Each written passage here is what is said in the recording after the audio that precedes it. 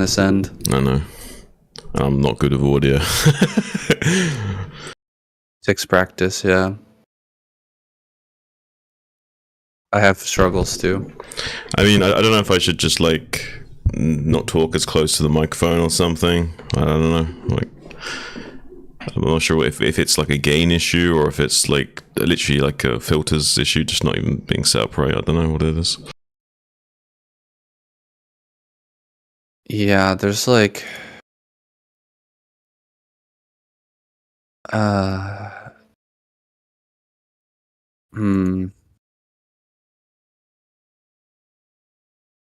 yeah, there's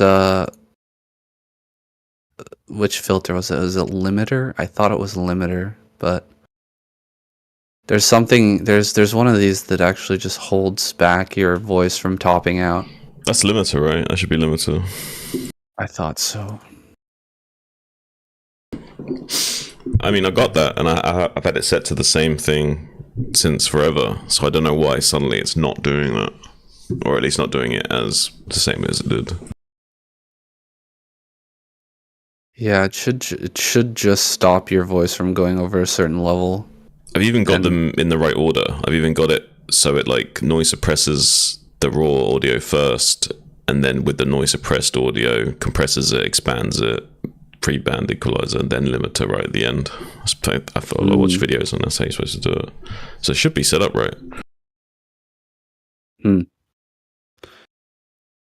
All right, well, let's give it a try. Good to go? Oh, wait, no. I got to quickly link out. Because I restreamed.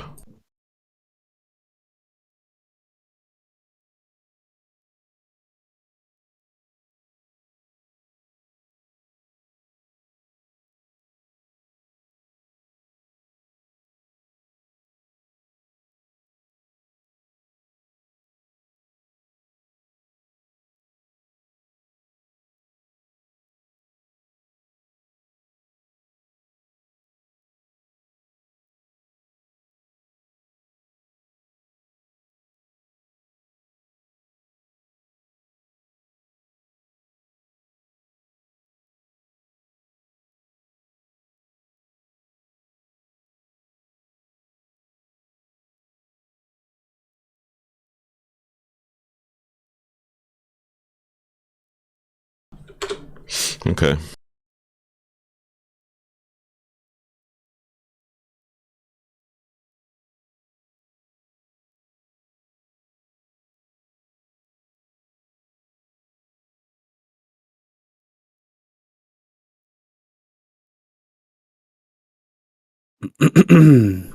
Oh wait, where's your video gone?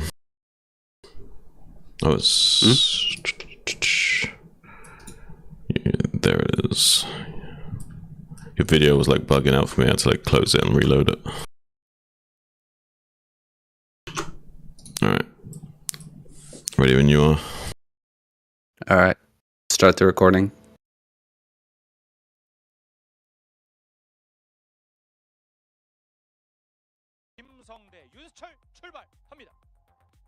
What's going on, everybody? Welcome back to the KCM. It's time for the finals. We're getting started here with Action versus YSC. Let's go, boys. Pantheon for map number 1.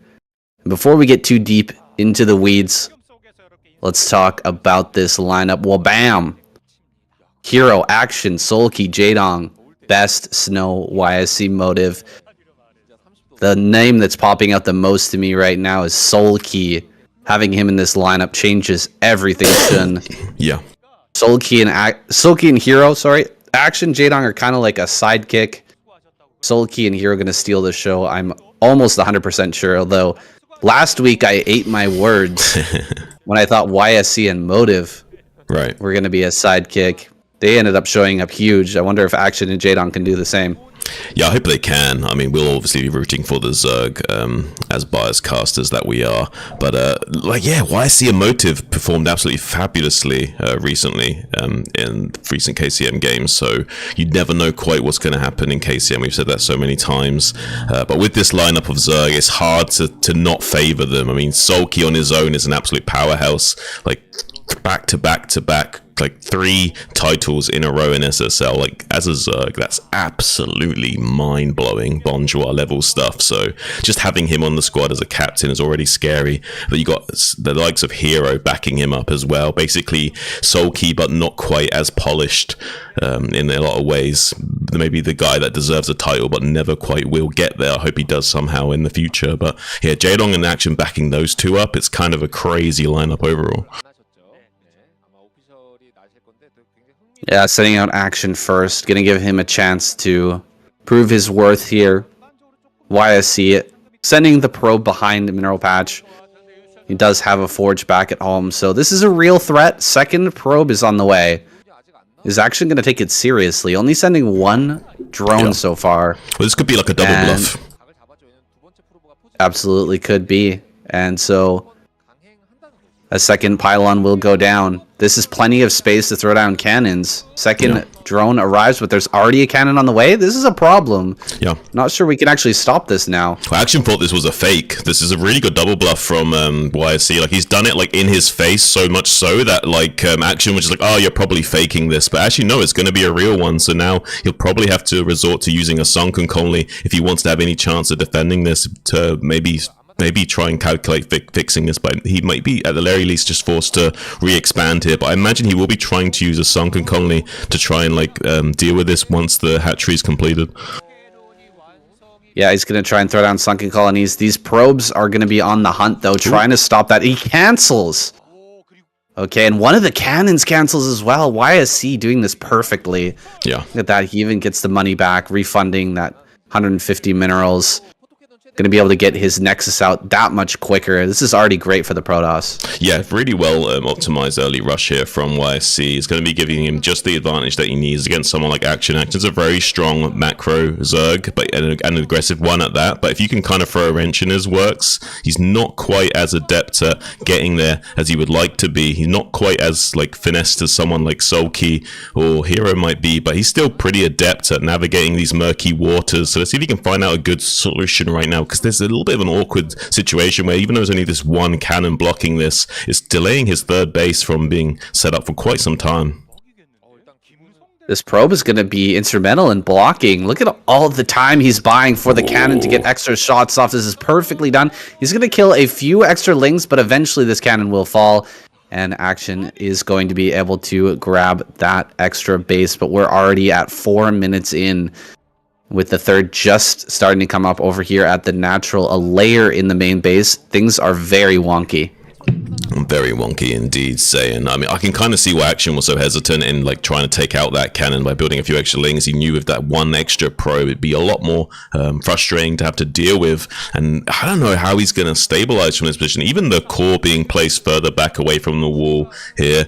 Interesting wall setup from YSC as well. The way things are tucked backwards. It looks like he really doesn't want this forge to be sniped as like by a Hydra counterattack later on. Yeah, he doesn't want to give up that upgrade.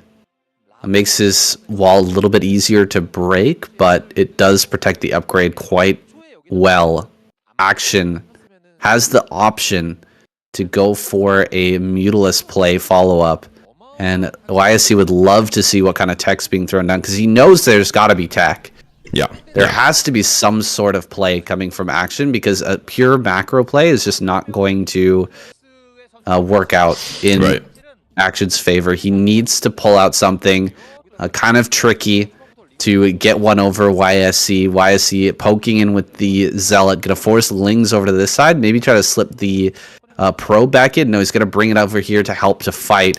Getting those 2 extra hits with the probe, able to pick off one of these Lings. Now 2 Zealots making their way up towards this 12 o'clock. He's putting on a ton of pressure to Action, who's already been gibbled. He's been hobbled.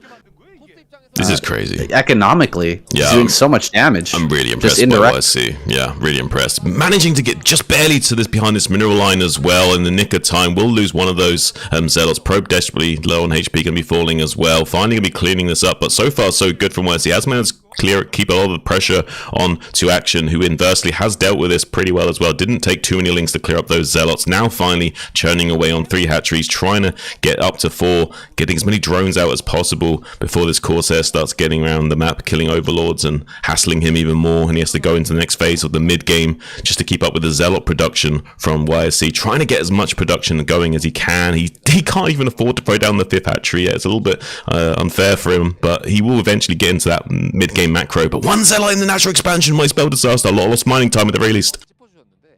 Oh, this is such a pain. You know that Action spread his drones all over in the middle of the map, but he didn't check that bottom pathway, and that just happened to be the area that YSC was running 1 Zealot through. Blocks him from getting into the main, but this is already a ton of damage. Might even get one of these drones. He gets a drone! A second one almost goes down as well.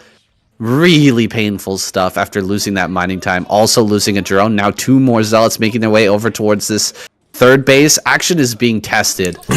Yeah, to the absolute max. To the absolute limit, saying. And you can see why they threw out YSC in this lineup and as the first player pick. He's really been playing his A game recently.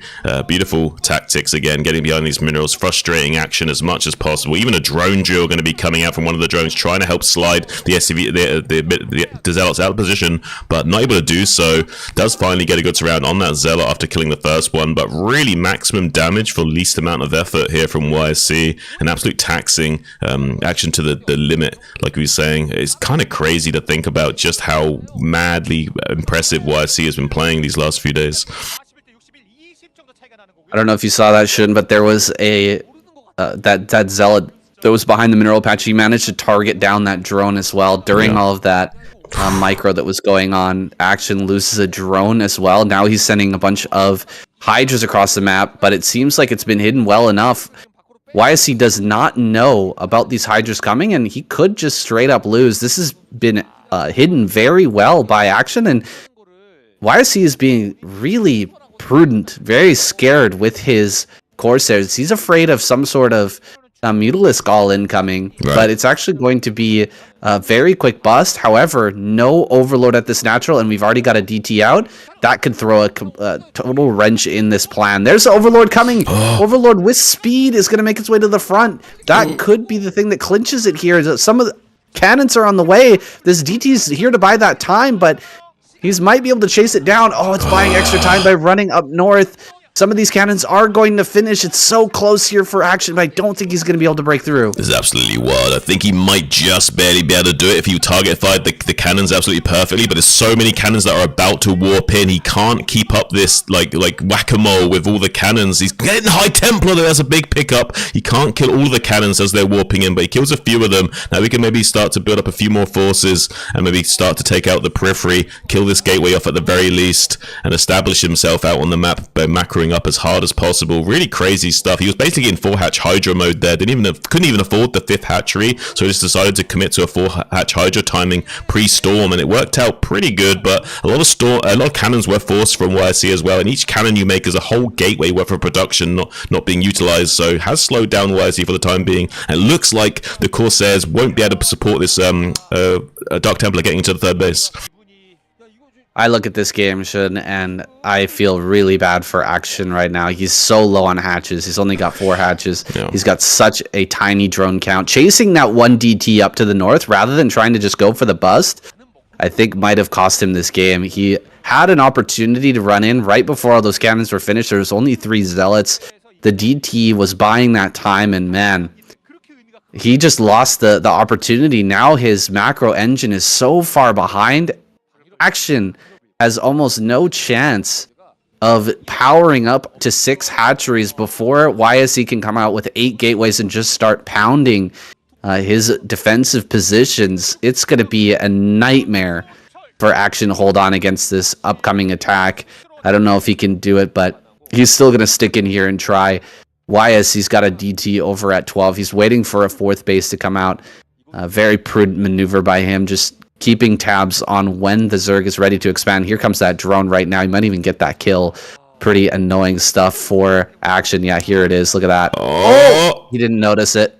He didn't notice it. That was it was a good move, but just wasn't quite paying attention at that moment. No. Action will clean that up. There's those extra hatcheries, but look, Shin, they're coming up. It's I know, almost it's pretty 11 late. minutes and they're not done. Yeah, the 8th gateway's just finished in the main base as well. So you got 8 gateways worth of production already churning as the hatcheries aren't quite finished up yet. Eventually he'll have the necessary tools to deal with this, but it's a lot longer for these hatcheries to come online. It takes for gateways to build, so there'll be a lot of Protoss influx of infantry coming out, and just not enough production for Action to keep up with, at least for the time being, until he can get these 7 hatcheries up and churning away on 4 bases. If he defends with just lurkers like this and tucks himself in, he already killed 1 High Templar. Maybe there's just not barely enough Storm to come in here, but it is usually quite devastating if the Protoss can get on top of your defenses with Storm. They're killing your units and your drones, and you're using your own SimCity against you, can be problematic. So let's see how YSC navigates these waters. Pantheon is a bit of a difficult map to hold all of these lanes as well. Protoss has 3 areas of attack. They can go up onto that high ground over at 12 o'clock. They can try to push through the center over towards your natural, or they can go through the high ground to the south of the natural and try to push into that location. It's so tight in that area. It's very hard to take any sort of good trade, and Protoss can get right up on top of your natural. So it's pretty tough situation here for Action. He's getting his gases going. He's got that 4th base online now. The 4th base is going to come up for YSC in a moment. There's no shot that Action can stop this 4th base, or this 3rd base, excuse me. And in fact, YSC could probably just take a 4th right now if he wanted to, Maybe, because yeah. Action is on full defensive mode. If he wants to win this game, he's going to have to take it long. Yeah, and he's going to be on Battle Zerg until he identifies this 3rd coming up. He has got a scout coming in now. I think there's a Scourge coming in to check this timing of this 3rd. He sees that. Now he'll know he needs to make a Queen's Nest and transition. I doubt he'll think he can bust this. He should know full well that unless he wants to just like put some pressure onto the rally point, there's no real counterplay to this. And YSC's already set up to prevent any pressure to the rally point, as we can see by just how many Dragoons have already been made. So pretty much nothing that Action can do will be working out for him, at least in terms of offensive maneuvers. So he's gonna have to just turtle up, build up a massive army, and just like skirmish around the map with a control group of Hydras or 2. Taking another corner of the map will be Action's next move. He may end up going for something crazy. There's a Hive Tech on the way. Like a drop play can sometimes get you back into a game like this.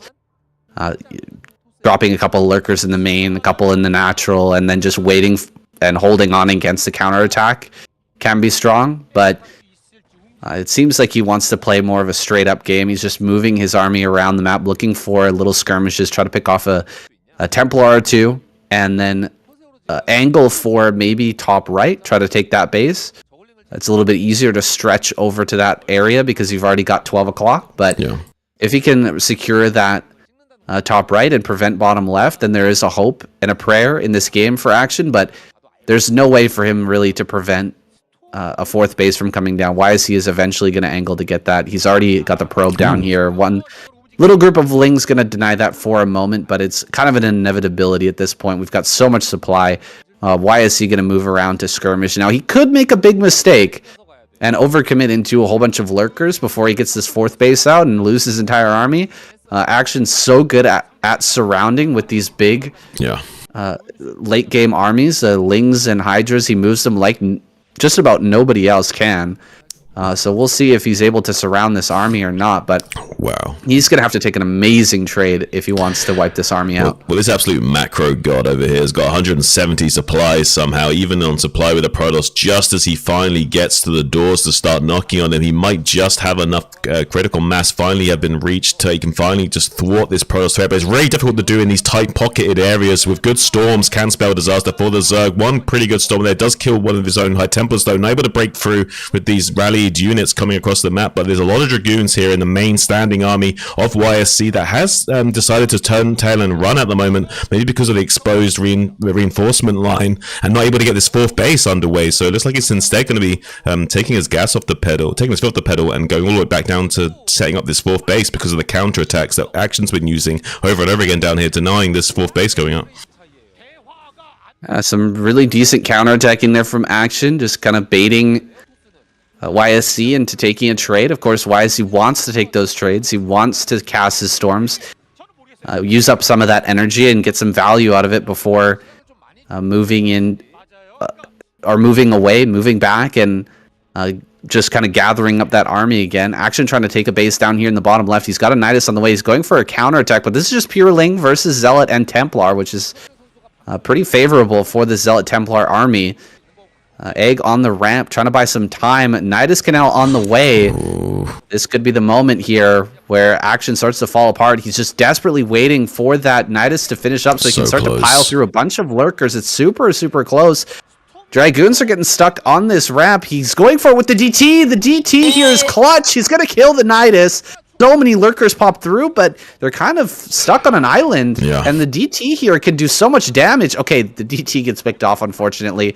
That DT could have killed every lurker here without any air support, without any overlords to help out. But looks like the lurkers will fall eventually anyway. A counterattack is coming from Action, though. He's going to go ahead and try to deal some damage. Maybe go for one of these bases while this base at the bottom left gets taken down. Yeah, it's taking a lot of time. It looks like YSC's already identified that he needs to start retreating some of his army already while he kills up that hatchery. Huge amounts of Lings trying to skate into this tight nook and cranny here, but Zealot's doing a great job of just body blocking and buying as much time as possible before retreating to the safety of the cannons. There's a little bit of storm in reserve, going to help butter the bread as well before it comes in to the toast to be made into toast, but there's not quite enough juice left in the tank to keep storming everything. But with the reinforcing army coming from the south and the west, there's not really a lot more damage. Maybe the lurker can get a few probe kills here. That would be something if he can kill like 2 lines of probes with these 2 lurkers. Okay, it's quite a significant amount of probes going down. That's not too bad. Oh, he might be able to get the Nexus as well. Look at these cracklings doing a ton of work. Oh, man, he is going to lose this Nexus. That's huge. That's huge. Action losing bottom left, but getting the return kill. He threw away his entire army to make that happen. But it's worth it if you can kill that base. Base at 6 o'clock is coming up, but it's only got 2 cannons. He could probably cancel this. Oh, this is absolutely crazy. Action's just been on fire today with the counterattacks, and finally starting to smell blood in the water and just going for it like a hungry shark. And YSC floundering at the moment. He can't quite make the right decisions. Like, everything's kind of falling apart a little bit for him. His army's out of position right now. He's going to keep losing these bases that he desperately needs to get online. He's now mined out in his main and his natural expansion, just down to 1 mineral only base. His main mining base is not a lot of income right now for YSC, and not a lot of gas either, so needs to get this 4th base online desperately, or he will be dying very quickly. Yeah, that kill on the 4th base was huge. There was a bunch of army from YSC that was kind of left down at bottom left corner, and he, rather than sending it to defend 6 o'clock, sent it over to the center left to check if there was a base with the whole army. Yeah, nice plague there. Had he sent that to bottom center, he could have had a 4th base right now, but he's struggling to take that still.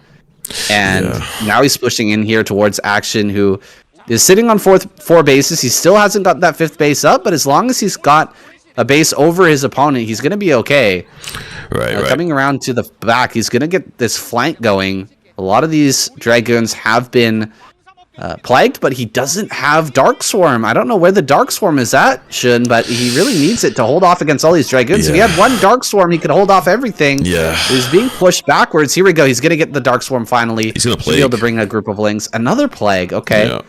Can he actually clear this army? It looks like he will eventually, but this is going to be a bit of damage here at 12 o'clock. Yeah, there's a lot of damage incoming his way. There's some lurkers trying to pincer between the army here to see if he can get enough damage done with these lurkers before they get picked off. But even though they're plagued, it doesn't matter. Phase disruption shots are absolute havoc upon the HP of a lurker, and they do rip them apart quite quickly. Finally, though, shriveling up this Protoss army little by little, he will be able to dry it up enough that he can stop these bases from going down, it looks like. And that's going to be really clutch. I thought for a second that he was going to start to lose drones and bases to how many Dragoons were able to be fielded there, but it looks like the trickle of Protoss is slowly starting to dry up. Maybe he can keep the pressure on for a little bit longer, though. Some of these extra Zealots will keep these Dragoons alive. I think about half of those Dragoons are plagued, so they will die pretty quickly once their shields have been shedded.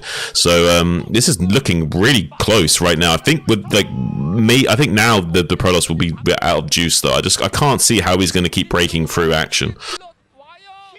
Yeah, Action doing a great job with the counterattacks. He's stopped bases from going down, and still, with all this pressure, forcing every last bit of Action's army to the front to just deal with this pressure and this attack.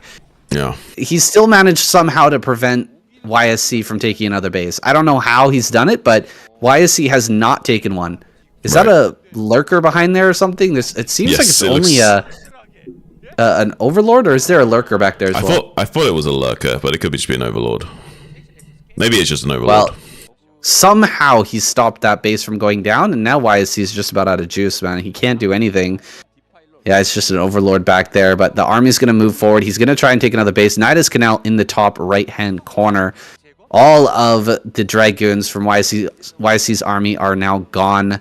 I thought that he might be losing this game when...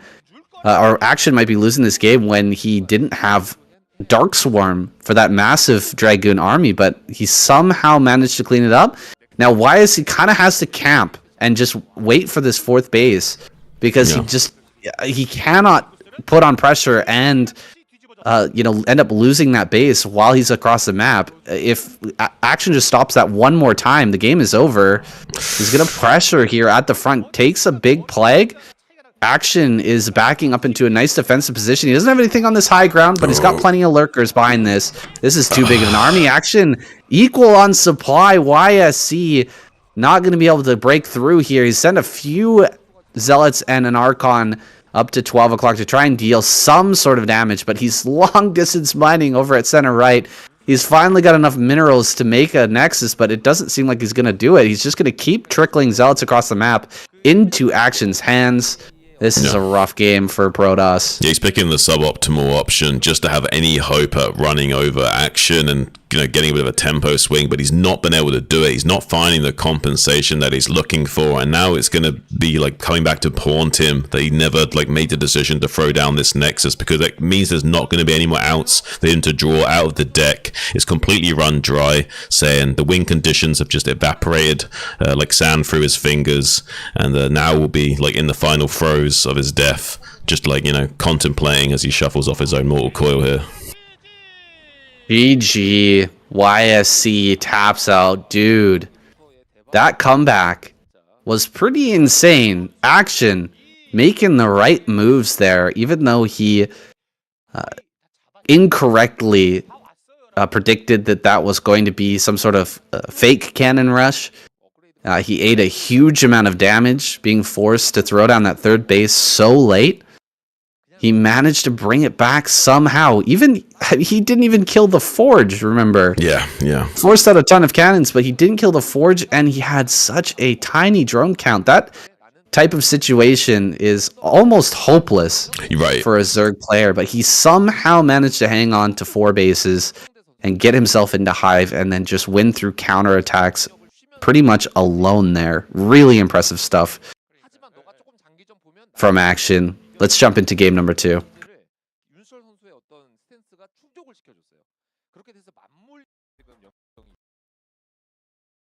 Okay. Oof. And sometimes that full Hydra is necessary, man. It really didn't seem like it did anything at all. It felt like it put him even farther behind. No, it did. The amount of cannons he made it didn't put him ahead, but it slightly balanced out the scales a little bit. You know what I mean? It didn't put him in a good spot, but it put him in a okay spot, enough to actually play. Put him in a defensive style. Just forcing the cannons, you mean? Yeah, but I mean, think about it like this. He ended up even on supply by the time the main fight happened. You have to call that a win. Yeah. And you could argue that maybe he could have done more damage with the bust had he not been distracted by the DT. So either way, I would say, I'd favor him pretty strongly. Not to win, but to be in a good spot. I think that YSC really misread the situation. He thought it was going to be mute all in or something. Yeah. Well, it looked like he, Action was considering being a bit more committing to that attack for a little while. He would go a bit heavier on layer tech and just try and end the game. But it seemed I like his game plan. Actually, what he did end up doing. I like the full hatch Hydra into defensive late game. I think it worked out well, and the counter attacks of Lings are really good. Yeah, just preventing that fourth for so long. It's brutal. Well, usually the decision is when they take the fourth, it's like you have to fight for it as you either choose to fight for it as Zerg or you have to leave it. And it's like if you have to leave it, try and counterattack it at least with some lings. If you can't do it with your whole army, at least try and see if you can snipe it with your lings or something. It was pretty crazy. He managed to get down that ramp too, in center right. Yeah.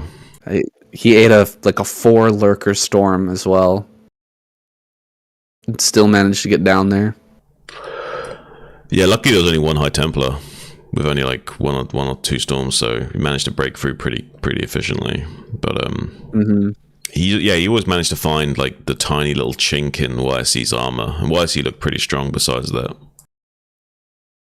Yeah, I think that's where I falter is like, you know, he was battling for bottom left, like trying to get that Nidus up, like doing everything he could to buy that time, and at the same time preparing a counterattack in case he didn't. Yeah, well, it's like wasn't able to defend it. Think of it, it's like a 2-pronged thing. It's like a behavior tree. It's like, okay, so if it's savable, then I'm gonna commit more and more to saving this bottom left. But in the off chance that it just barely goes down, I'm gonna buy as much time as possible and then launch a counterattack. Right? It's like he's trying to make a win-win out of that situation. Either I save the base or I've got a counterattack opportunity because of how much you're committed to me. Right. It was intense. The DT was clutch, killing the Nidus. Yeah, very. In the middle of everything. Very, very clutch. Alright, let's go into this next one. Let's get it.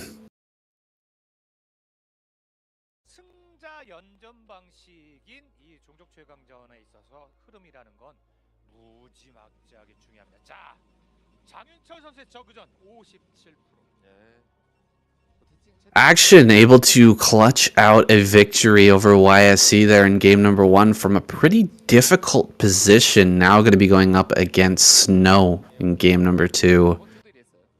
This will be played on Minstrel, a map that's given us tons of great games. I'm going to be sad to see it go when the new map pool comes out. I'm not sure that they're going to keep it in, but I have a feeling that they're not going to keep it in. I wish that they would, though, honestly. It's a fun map. Oh, it's a very fun map. I mean, I guess also as fun as it is frustrating for some people, but once you get used to it, I imagine not quite as frustrating. It's just that learning curve of like, oh my god, there's a new map and there's so many more new intricacies I've got to try and like internalize and get down, and like even a pro gamer is going to struggle with like following the nuances and the new ebb and flow of some of these weirder, wonkier maps. And it definitely does have a weird vibe to it with like getting used to the pathing of 5 separate lanes and whatnot. So I would be ashamed to see it go now that we've come to like learn its like intricacies and whatnot. I would really love to see more games from this because it is interesting the amount of craziness that can occur here,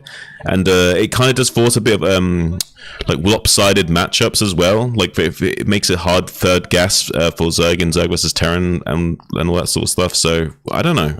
Overall, I would say it'd be a shame to see some of these maps go, but some people would be like saying good riddance. Kind of, when I first saw the map and I saw how many lanes there were, I was thinking that this was going to be something similar to Eclipse, where in every matchup, people are going to be counterattacking absolutely nonstop, and it's going to be really annoying to deal with. However, the complexity of the way that the map is formed, it's leading to some really interesting situations, and not just pure counterattack play like I expected off the bat. And like, we're gonna go for a gas here. Whoa, action. Grabbing that gas pretty early on. He's being blocked from taking his third hatchery, but he has some other sort of plan going here, and he's forcing this probe to stay a little bit longer here to block the hatchery. And Snow might be thinking he's getting the lead, but he's not going to see the timing on this gas. He could be blindsided by some sort of tech. Yeah, I mean, I don't know exactly what build order action went for here, but I mean, it looks like he does want to take a third base at least, but this could be he might be wanting to set himself up for a Ling speed into free hatch Hydra. He doesn't know exactly what's coming his way. He doesn't know if this is Forge or Gateway first for sure. I mean, sometimes the probe scout timing will tip you off, but sometimes the Protoss player will be good enough that he'll obfuscate that by when he sends his scouting probe out in the first place. So you can never know for sure. Looks like the first gas is going into Ling speed, so I think it might be Ling speed into potential Hydra bust here from Action. And that very fast gas is kind of unscouted by Snow. He doesn't really know how much gas has been mined. You can't click on the geyser and figure out, click on the extractor and figure out how much gas has been mined. So he's going to be a little bit in the dark. Oh, he's forced to cancel the third hatchery. It does die. That's not part of the plan. If you are attacking with 2 zealots, it will eventually die. It will not. It doesn't grow fast enough to outgrow the zealot damage, but he had enough lings to maybe harass those zealots. I'm a bit surprised he was more concerned about blocking this probe from getting into his main base and scouting his build. I think the things were just getting a little bit too flimsy and like outside the range of what was acceptable to make that game plan still be okay. So we decided to like flip to plan B quickly because like it just made more sense to like cut your losses and like focus on the next game plan. Because I imagine that Action's like skilled enough that he's got at least like 2 or 3 backup plans if his initial thing doesn't quite pan out. And now the link speed's online, catching that scouting probe can have a lot more power and commanding presence out on this map. So the zealots will have to be just tucked tail behind these mineral lines and try and trade out as efficiently as possible with those. You can get 2-to-1 trades with these zealots with a good positioning of the zerglings, but it's not necessarily easy. Some good shuffling of the zealots, as we can see here, will give you maximum surface area over time to work with, but with good counter control from the Ling, it's still easy to get in there and kill those zealots off. So not really buying too much extra value with those zealots. So Action doing a great job of cleaning up there. Manages to clean up everything, and he's getting his third base down. Of course, he's got the macro hatch in the main base, another hatchery coming up here at the front. He's going to go for some sort of 5-hatch Hydra, which is kind of a different way of playing than we see most professional Zergs try them. It's way more prevalent in the meta right now to get into a layer a lot quicker and grab this, get some Scourge out, pressure the Corsairs, make sure that they can't do the damage. A drone here not mining, that's very frustrating. Rare to see something like that, a mistake like that from Action. He may be a little bit flustered, honestly, because both early games so far have gone pretty bad against YSC and now against Snow, and it's scary to have a bad early game against This is Snow. one of the first times I've seen Action a little bit on tilt. Yeah, it does seem like he's a little bit off kilter right now, and I think you might be right. I think it might be because things haven't gone to plan at all. So many things have gone wrong for him, and he's probably like, come on, and he's having a hard time even just surrounding the probe with Lings, and he's like sitting there and he refuses to do anything before the probe dies. You get that kind of tunnel vision sometimes as a Starcraft player, like I'm not going to do anything until this one thing goes right, and then it's like you've just lost 3 or 4 or 5 extra seconds because you were tunnel visioned on that one thing. And now we got some drones that weren't mining and other things start to stack up, and that could cost him later on.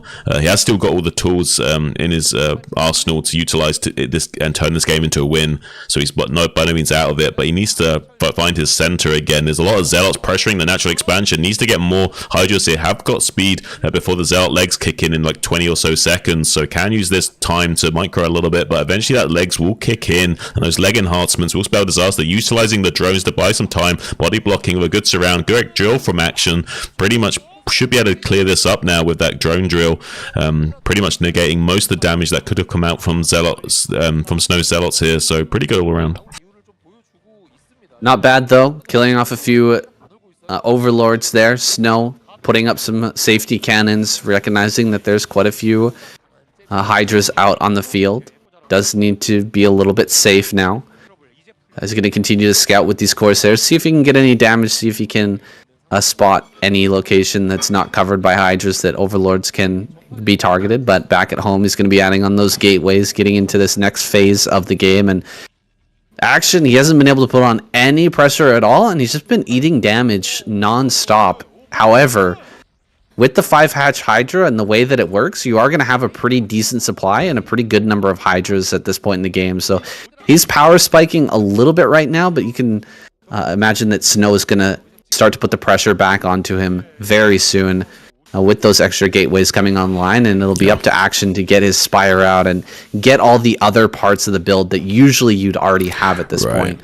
But yeah, in StarCraft, you have an option of focusing on economy, tech, or army, and basically Action is only focused on economy and army for quite some time, and that's not usually what you would choose in Zerg versus Protoss. You'd usually have tech in there in some way, shape, or form. It'd either be tech and economy or tech and army. You know, usually you're not going for this sort of like, you can go for like, say, 5 hatchery before gas and do these other kind of very economic styles. They're just much harder to pull off at the pro level.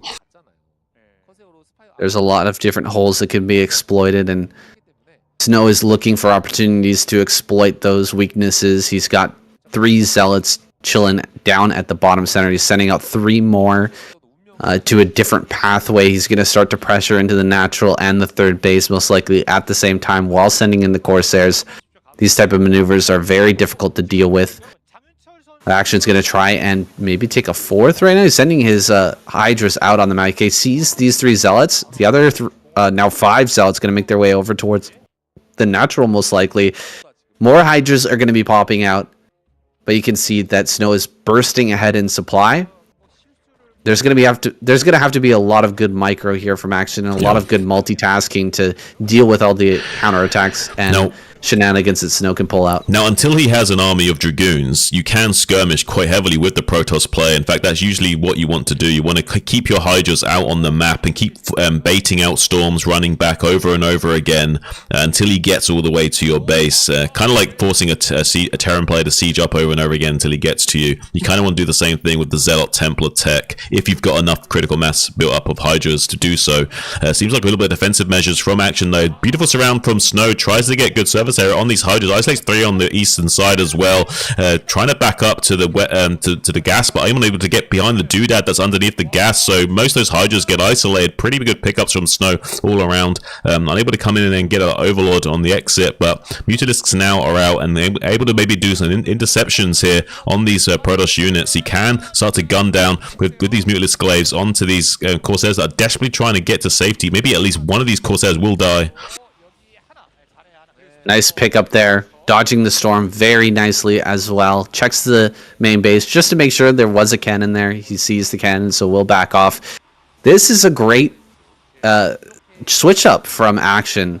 You know, you see the 5-hatch Hydra, you're not expecting a big round of mutas, and it can come out at any time. Once the layer is done, the Spire can be made, and Action's going to leverage this control that he has now with the mutas, and not too many Corsairs to counteract that. He's going to utilize that advantage to get this 4th base online and really power up. A lot of drones coming out. Yeah. If Snow tries to move right now with only 3 Corsairs and a few Dragoons, we could see every Templar get sniped and an easy hold from Action with just mass Hydra, but I don't think that Snow will be that foolish. He's going to move towards his 3rd base, try to take that 3rd, get his open up his options and have more time to round out his anti-air so that he doesn't lose all of his Templars in his next push. I hope you're right, Sayan, but I don't know. Something's telling me that he's going to lose a lot of High Templars to Mutalisks this game. Something in my belly is telling me we're going to lose a lot of High Templars to those Mutalisk Glaives at some point, some way, somehow in this game.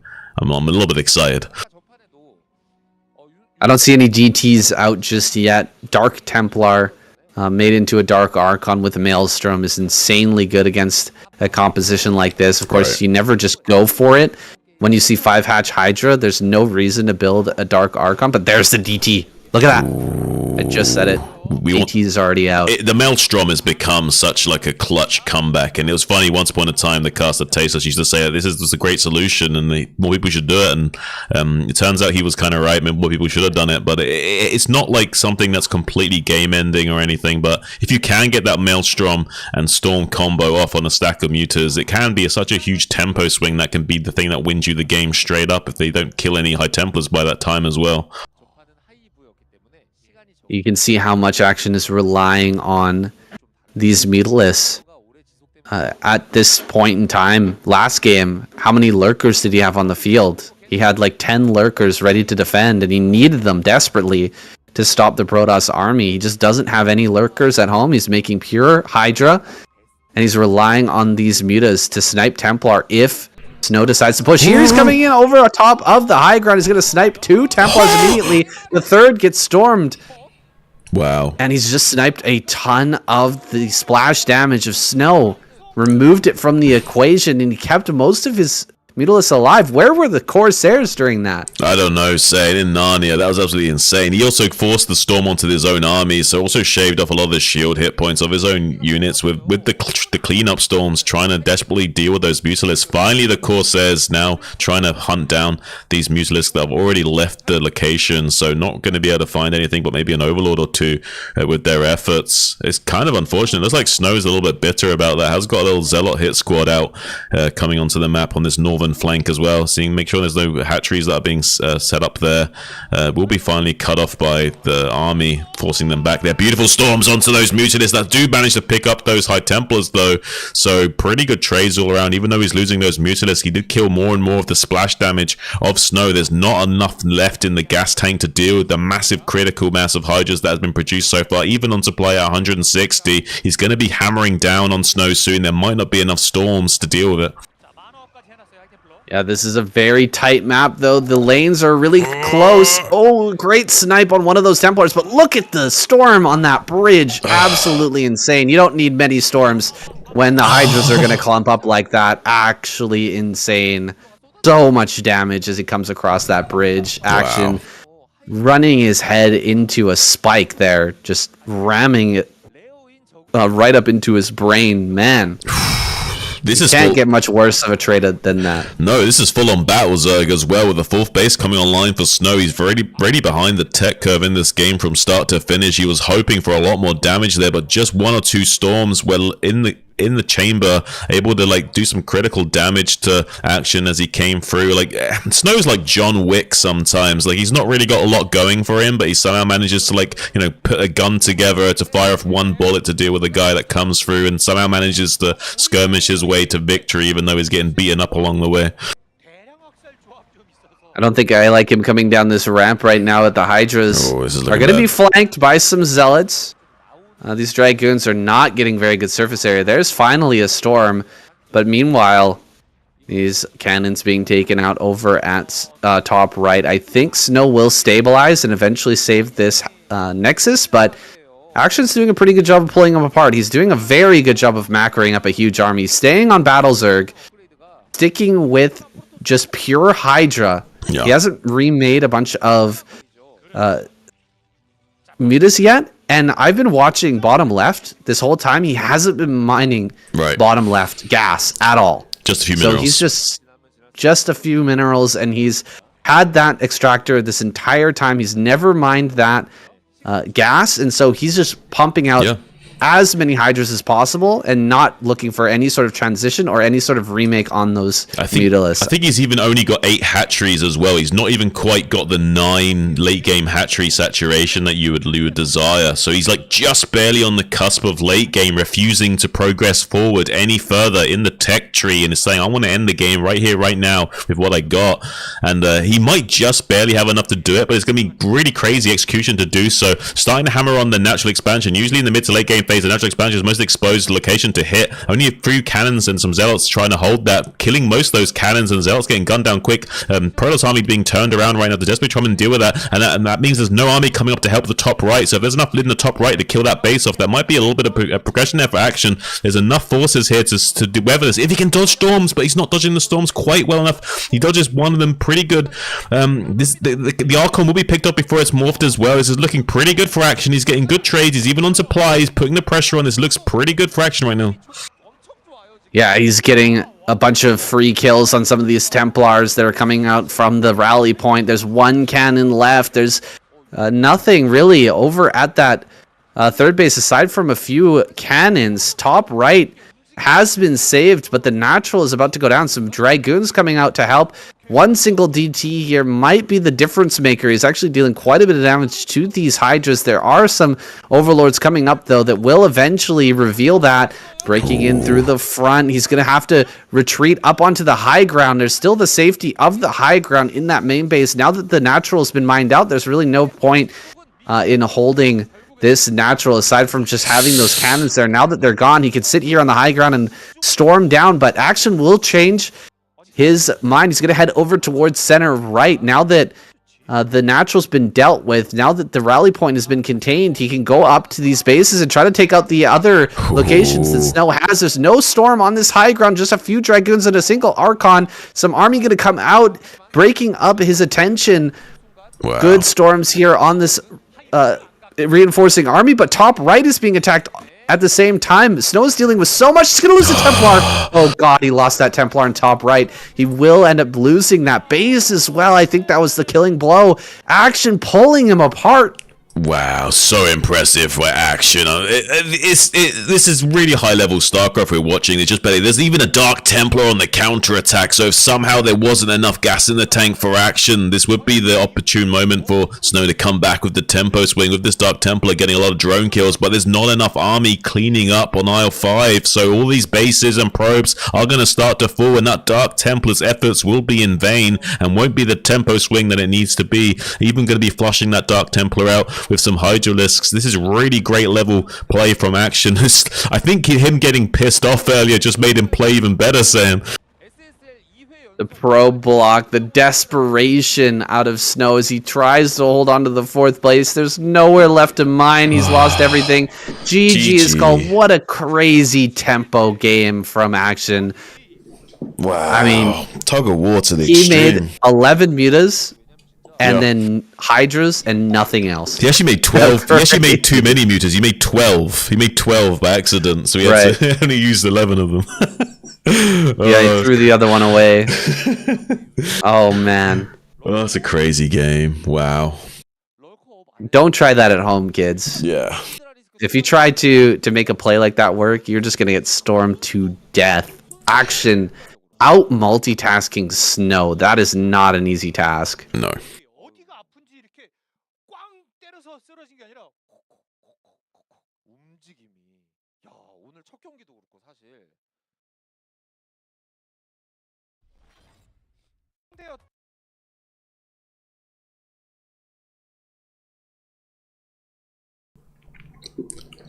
Motive springs up to 722 APM on the as he breaks out of the gate. He knows he needs to play like a madman this game. 20 seconds in, he's at 700. Oh boy. Kid's gonna be like going nuts. He knows he needs to play. He probably knows he needs to warm up to Action's level quickly. So he's like APM spamming out of his mind to like warm his hands up to even be close to what Action's going to be feeling after that win. Speed, eat your heart out. Motive is the speediest man in this game. Won't be for long, but yeah, he needs to warm up quick. All right, keep it going. Let's get it going.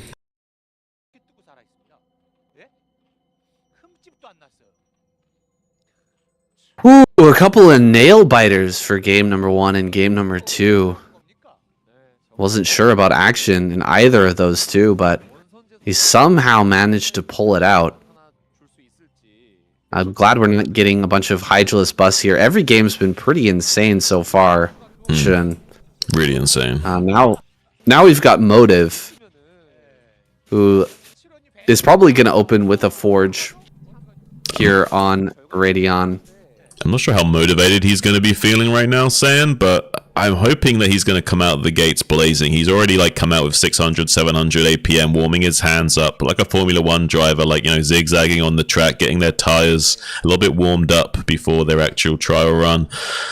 Can make sense to do that, especially in StarCraft. If you're playing against someone that's already hot on a few games and you're coming in cold, you do want to get your hands to a warmer level as quickly as possible. Now going to be evening out after that first initial dash, so his APM will be a lot more normal the rest of the game, but but makes sense to kind of get your hands going as hot as Actions will be feeling right now after that crazy game, and he's going to be feeling like an absolute god after that tempo win.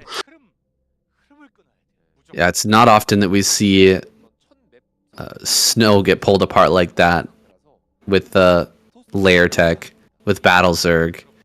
He's very good at that multitasking it, making sure that he has Templar everywhere and getting the storms off, but he missed just a couple of important storms and he ends up getting pulled apart. Motive looking for the pylon. Gonna try to get a cannon rush going. He has a second probe. Yep. Can try for it. He's gonna go for it. If he gets a like a 2-on-1 with the probes, he might be able to kill one of these drones. He's going for it. He's gonna get that drone. Oh, he gets it. Very well done. Now he can 2-on-1 again. Gets the one probe. He will get the pylon down though, and make some space for this cannon. Yeah. Pretty good control overall from Motive. Action losing a drone already and not able to block this. It's gonna be feeling kind of rough. Only one cannon though. Or yeah. Was that a second cannon? I think that was a pylon, actually. That was a pylon. Had to be thrown down. So he's only got one cannon going. That's definitely beatable. With just one cannon, right? You can start to break this. Another pylon, another cannon. This is a heavy commitment. Heavy commitment from Motive. And here comes the double creep calling. He wasn't able to block it. That's really important. Yeah. That he wasn't able to block that there. Gonna start to work on these sunken colonies, and I think that Action might be able to hold this, but man, it's going to be close. Just barely. It's very close. I'm not sure how close the second cannon will be to finishing up. With the Lings coming in to buy some time and getting in here, it should be fine. The second cannon should finish, but won't be able to kill this Sunken Colony in time. He's going to try and get a few hits on it with some manual target firing, but now I think the Sunken Colony just barely wins. Oh my gosh, it's so close. The Lings can't get in here. They can't get in here at all, but the Sunken Colony wins. It was a really clutch thing that Motive did with the top Sunken Colony. He brought it low enough so that when it spawned, it only had 1 HP, and then he used the probe to hit it. So he used the probe to hit it right as it spawned, so he didn't waste any DPS with the cannon. And the cannons could just deal with the Lings there. So that was very clutch. Action just barely managed to hold on. Maybe if Motive had just targeted the Sunken Colony, the bottom Sunken Colony, a little longer, since the Lings couldn't get in to hit that second cannon, maybe he could have done something there. But as it stands, this is great for Action. Well, he did have to build 2 Sunken Colonies, but there's so much commitment from Motive. I've got a bit of a theory about Action. My theory is that he's such a strong macro Zerg that he wants to go for like really strong macro builds, and everyone knows that and knows that's his strength. So they want to do everything in their power to punish him with these early game shenanigans, but that in turn has made Action so good at dealing with early game shenanigans and walking like really weird territory, and he always seems to find a way of like calculating the min-max way of dealing with it. That was not a stronghold by any means. That was a very close thing, guys. If the probe gets over the mineral patches a little bit earlier and manages to block one of those Sunken Colonies, like stop it from building immediately, or if the targeting was a little bit different there for Motive, it's like a tightrope of calculation there. Totally sideways. Yeah, it's like to be confident that that's enough to deal with it is insane. Like, I mean, I was pretty sure as a caster, but only because I've watched so many of Action's games that I've got enough knowledge to kind of be sure about that. But most of the time, there's no way you could be sure that would work out. Very difficult to walk that tightrope, but Action's done it successfully, and because he has defended rather than in the game versus YSC, he is now ahead. And we already saw what he could do versus YSC when the cannon rush goes well. We're going to see a totally different version of Action in this game when he is in a good position. He's going to be pumping out an insane economy and driving it into late game very, very quickly. He's already got the layer down. He's got everything that he wants. And he's had none of the big hiccups that he had in that game versus YSC. These 2 Zealots coming across the map, they look very tasty right now. Yeah. Really, really good for these Lings to gobble up. But the probe's trying to sell them a false story here. It's like, hey, chase me, so the two zealots can come in here and do some damage. They seem somewhat successful in that, buying a little bit of time for the zealots to come in here and do their thing. But by the time that the lings get here, they won't be able to retreat. They'll have to run around the back of the minerals, so we'll be traded out. So they're going to be gobbled up, and nice little tasty treats for action indeed. Don't really kill any drones, just deny a little bit of mining time. Very beautiful drone drills. For pretty good shuffling of the zealots, though. We'll be getting some value out of them. Could be a lot worse. So he actually will now potentially put some pressure on the drones again, and gets one drone kill or denies more mining. That's a little bit problematic for action. I think that Action thought he could kill that with the number of lings he had. Just I don't think he built any more lings.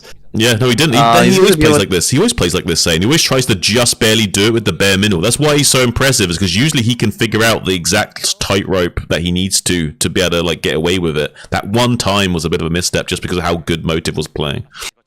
Yeah, Motive danced those zealots back beautifully, and this Spire is just going to finish up. One Overlord will die. The rest will survive. Drones being sent forward. 3 more zealots going to come in to put on that pressure.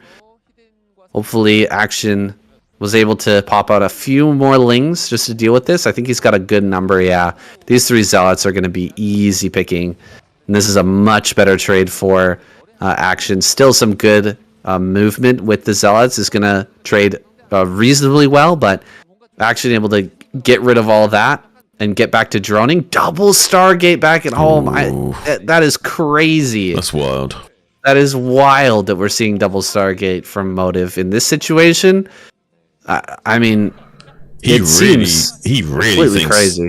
He really thinks it's Ogre Zerg. He thinks that's what Action's going to do. He thinks it's cross map, it's Radion. There's no way he's going to commit to any fast Hydro Bus timings or any early pressure. He must be going for some kind of Ogre Zerg. Like, he's really convinced by it. He saw the second guess as well, maybe, but that doesn't necessarily mean that's going to be occurring. I mean, 2 guess could just mean your standard Tekken. So, yeah, honestly, like, this is a little bit crazy investment from Motive. If he's correct, he sees 1 Stargate, not 2. So the Scourge are trying to come in and identify exactly what's going on. He might have figured it out by how many Corsairs are. If he's really on top of things, he would have been able to figure it out just by how many Corsairs have been made. But it's tricky to say because you can't quite see all the Corsairs. They're stacked up a little bit, so you can't quite get a good read on exactly the count. But he should have been able to figure out that there is 2 Stargates worth of production here. Well, either way, if he knows or doesn't know, he's got the perfect counter. He's got all of his Overlords over top of his Hydras. He's got plenty of Hydras here to deal with this. He's just been pumping Hydras absolutely nonstop. He will have enough to deal with the Corsairs that are coming in to harass, and as soon as he's got enough to deal with that, and enough to pressure, he'll force out a ton of cannons, and then he can just go back into droning if he so chooses. For now, he's going to send Hydras out on the map and put on that pressure because he knows with the 2 Stargate, after seeing this many Corsairs this early, he can pretty much guess that this is 2 Stargate. He knows that there's not going to be early Templar and Storm, so he knows if he pressures, he can force so many cannons out of his opponent. Yeah. We have Overlord Speed. Overlord Speed is done, but oh gosh, this is a lot of Overlords that could go down, Shin. 3, 4, 5 Overlords going to fall. I don't know if he figured it out. I don't think he figured out that it was 2 Stargate. I think he maybe misread how many Corsairs there were. Because I think if he hard to tell. It's hard to tell, but I don't think he would have left that many Overlords to die if that was the case, and he wouldn't be. I don't know. It's hard to know for sure, but does manage to finally clear up that DT. Now they're putting on a lot of pressure. There's only 4 cannons and 2 High Templar Storms. This is like bare minimum defense for a Hydra Bust at like 9 minutes, but we're at like 10 minutes. This is a lot more Hydralisks that have been produced in that time, so this is not enough. He's barely got enough Storms if he does fully commit with the Zealots are helping out, so the Zealots can help from the bottom and the top. He's betting out some Storms with just a bare minimum amount of Hydras that are trying to snipe this upgrade from being completed. The Forge is dangerously low on HP. I think it might fall despite being stormed here. It does fall, and I believe that +1 attack was cancelled. Yeah. And so Motive is going to be falling further behind. The Overlord kills were great, but he did sacrifice quite a few Corsairs to make it happen. And he's had to build so many cannons back at home. It's really slowed down his gateway count. That's a lot of gateways coming up from Motive after the fact. But we should have lurkers coming online soon, and the 4th base is on the way. Action's not missing a beat.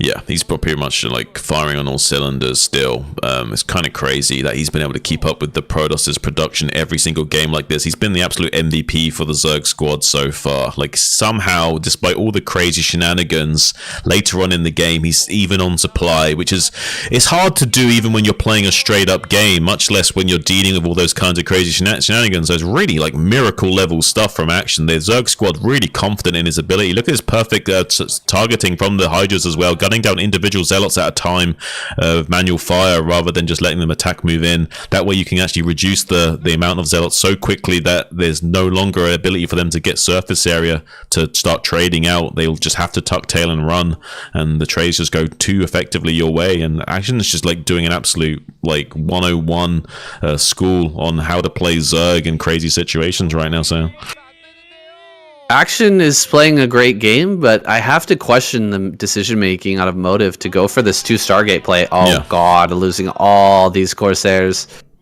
Well, that was his only advantage, was those Corsairs, the number that he had early, and now it's gone, so mutas are going to hit the field. And with, like, 12 mutas, you just... there's no way you're going to have enough anti-air to deal with that. Right. Absolutely no way. Even though he's got 2 Stargates, he's gonna die to mutas now. It's crazy, but that's how it's gonna. That's how it's gonna end. So the entire time he could have like finally dealt with these. Now we see the Mutalisk finally come into the main base, and there's nothing but a cannon to deal with that. He's gonna be like really frustrated that he's got 2 Stargates, and now he's got Mutalisk just killing probes. He's gonna be like going, what? How did we get here? How did it come to this? Saying is what he's going to be thinking. It's crazy. Like, I don't know how Action does it, honestly. Like, he manages to get inside your head, under your skin, make you think that you got to do some kind of crazy gamble to win, and then you get into this kind of crazy situation. You wonder, how does it come to this? When you see Action play a series like this, you wonder how he hasn't been able to get an ASL title or an SSL title, but it's all about the consistency, right? Action, he hasn't been the most consistent player. Today, he's showing that beautiful play that we know he's capable of, but he just can't seem to pull it out on the SSL days, on the most important days. Now I'm going to go after these High Templar. Here we go. Diving on top of that. Just going to kill every single High Templar. Has the Hydra number now to just overwhelm this force. You can see he's coming in from every different angle, bringing up the Hydra forces to completely engulf this army. Zealots, of course, are going to trade and help these Dragoons to fight back just a little bit. But you can see how much red is moving northward. Yeah. Another Templar probably or 2 going to move forward to try and help to get some storms. No, he doesn't even have 1 Templar in this fight. Shun, this is just straight up Dragoon versus Hydra. And the blue blood is going to be spilled. Yeah, blue blood has definitely been drawn here. The royals are dead. And yeah, we're living in a new kind of authoritarianism, unfortunately, throughout the rest of the time. Just pure red across the board. GG finally called, taps out. Kind of crazy. The Action is potentially going on an absolute all-kill rampage here.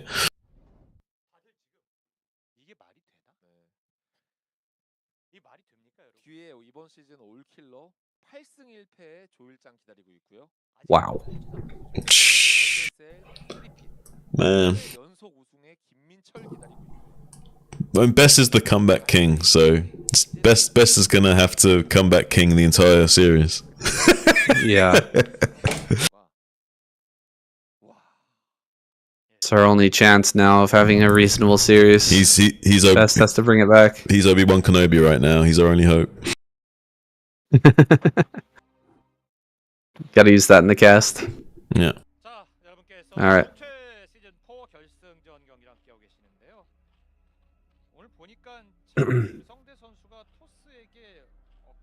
Best gonna be sent out versus Action now. And I would be remiss if I didn't mention the all-kill prize on the table, 800,000 won. Just 1 victory away from claiming that prize. Action licking his lips, hoping to take that $700 home, something like that. Yeah, about USD. that. About that.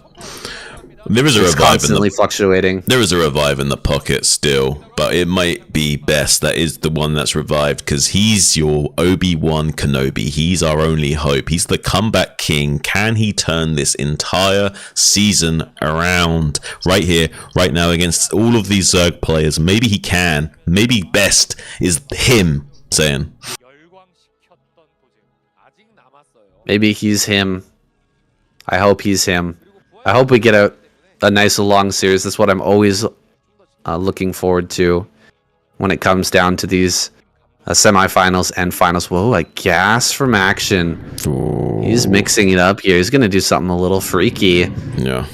Maybe some sort of Ling all-in. What do you think that this might be? You know, there is that mineral patch at the front that's a little bit tempting. Yes, I think it's very tempting, and he knows it's potentially going to be a gateway first, so the Ling speed could just like win outright with some good micro. You surround the first seller, and all of a sudden everything's like going to fall apart very quickly for best if he can't get things together, block the wall with probes and whatnot. So I don't know, Saiyan. This could get out of hand very soon. He's last scouting, Saiyan. I don't know. Oh boy. Oh boy. He's gonna send that drone down the bottom right. He's gonna find best immediately. Will he grab a mineral out of that patch? A little bit of foreshadowing. Take a bite out of it. Or not. Take a little chomp out of that patch. He's gonna see the Lings popping here. Right as they show up, gonna immediately surround the probe. That's huge. That's very big. He kills the probe. He's not gonna see the gas. He has no idea about the gas. This is crazy. That is massive. The probe can't do any form of scouting or slow down now. Yeah, Action has so much opportunity to just win right now. I'm not sure if he took a bite out of that mineral patch. He's sending the drone back home now, rather than sending it to the middle of the map to make a... Oh god, he runs by, what? Oh wow, big misstep there from Best, completely misreading the way Action would have engaged and overstepped his boundaries and left a tiny little hole. And Action quickly went through that hole. He's a very excited guy indeed right now. Feeling giddy probably that he's been able to style on the entire Protoss squad in quite this fashion. An absolute madman. Action is definitely coming. It's like a Ugandan Hollywood film. Going to be trying to get us around on this Zealot that came out of the gateway just now with the speed kicking in. It's going to give him almost free surrounds all day, every day. Please be careful though. Free Zealots is a high DPS number. Forge is on the way. He's putting Action on the clock with this maneuver, saying you need to do something to me in the next minute or two, or these cannons will eventually stabilize. So Action's going to go to work, see if he can keep coming back in here and baiting the Zealots around, denying this Nexus coming in while trying to get surrounds on Zealots coming out of the Nexus. Only one gateway worth of production, but if he doesn't kill off these Zealots quickly, one does manage to go down. If he gets this other Zealot, it's going to be huge before he gets to the mineral line. It's going to be crazy advantage for Action now. Only 2 Zealots remaining to these Lings. More and more Lings coming from one hatchery, and there's another hatchery going up in the natural expansion. So eventually it'll be 2 to 1 hatchery worth of production as well. So that he needs to get these cannons up desperately, but the pros will have to all come in force to get this online soon. Surrounding the cannon with the probes is a great idea, but Action pulling the Lings over towards that main mineral line now without too many probes there. It's a very juicy target. You can't really fight, can't really, just stack up the probes and try to fight these Lings. So he's going to kill off quite a few of those probes. He's killed so many probes. Yeah. And I mean, the Nexus is down on the high ground, but he can continue to just harass back and forth between this main and natural. Right. The cannon doesn't cover either of these. Exactly. The cannon's only providing like additional support from more Lings getting into the main base and providing a safety for the Zealots in both their production and giving them a home to run to. But the probes are just being absolutely devastated all game long, even though they're not necessarily dying constantly. A lot of them are being pulled and denied their mining time, giving Action precious seconds to catch up. Back at home, he's got 3 hatcheries on the way, 2 already finished with drones slowly being added.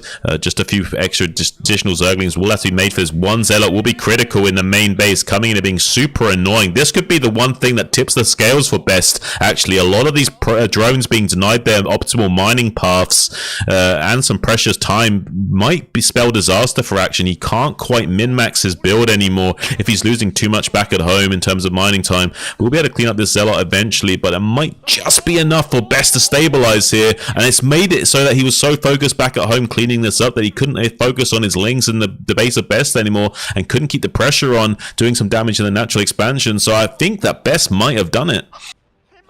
Wow, Action is falling apart. Look, he's going to lose this Overlord. No, just barely stays alive. So close. 2 more hits. That would have died. And, I mean, Action, I think he lost a drone in the natural, too. We didn't get it on screen, but I saw 3 drones at that natural. This one Zealot managed to get the kill. Out multitasking Action. After Action out multitask Snow, now Best out multitasking Action. This is crazy, Shin. But we do have a Hydra. Really putting on an amazing game here so far. So far, so good. And we do have a Hydra bus potentially coming in, though, as a follow-up from Action. I'm not sure if Best can identify this. He needs to just assume that there will be a Hydra follow-up and add additional cannons. He's making a safety pylon behind, so I think he knows that there's a possibility of this wall being completely chomped down, unless that's just a production pylon for gateways. I'm hoping that's a safety pylon for the wall, and he's going to add cannons right here, right now. That's another cannon going down. He needs to make, at least 1 more cannon, and a 3rd cannon being added in just a moment here, and then he'll be reasonably safe. If he can identify this and make a 3rd cannon and just cancel it at 99 if nothing comes in, that would be great. I hope he does that. I hope he makes a Hedges Bets cannon and cancels it at 99. I think he's thinking about it. He's doing it. There it is. He gets that 3rd cannon. And we're going to have... It's a funny... Look at the placement of these cannons, actually. There's like 1 hex in between the cannons. He's putting 2 in the main base. He thinks it would be 2H Muta. Some sort of Ogre Zerg, yeah. Yeah, it's either 2H Muta or 3-hatch Hydra Bust. So he's trying to... He's protecting himself from both possibilities. That's going to add a 4th cannon. He has that Corsair heading out across the map. He's not heading in the pathway of rallies, so he's not going to see the Hydras until they've reached the front.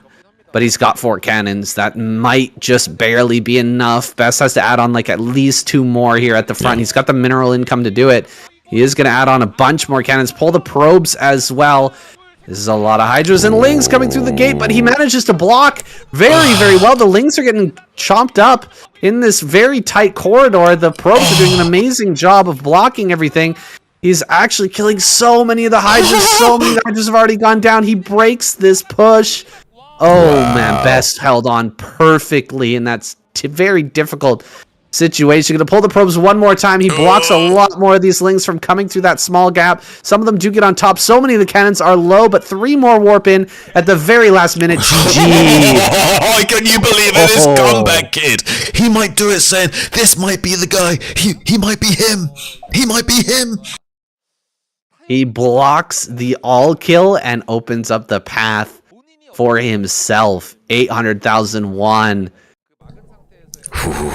Can Best do it? Can he reverse all kill this entire Zerg squad? Soul Key standing in his way as the final boss.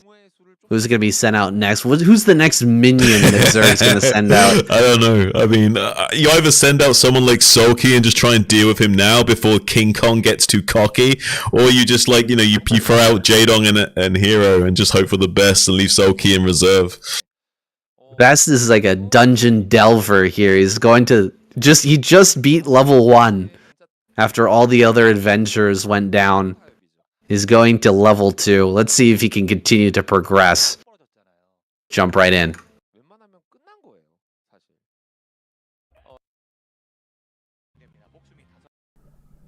Damn.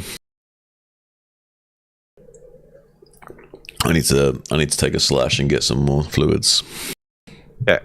I'll be right back.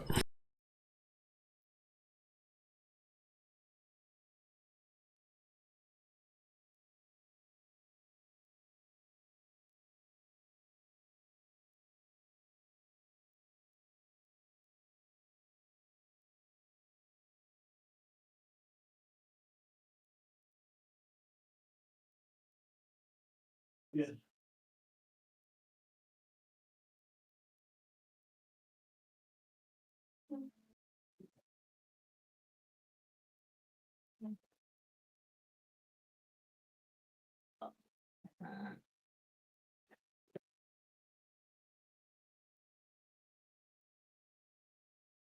Should take this one. Let's see.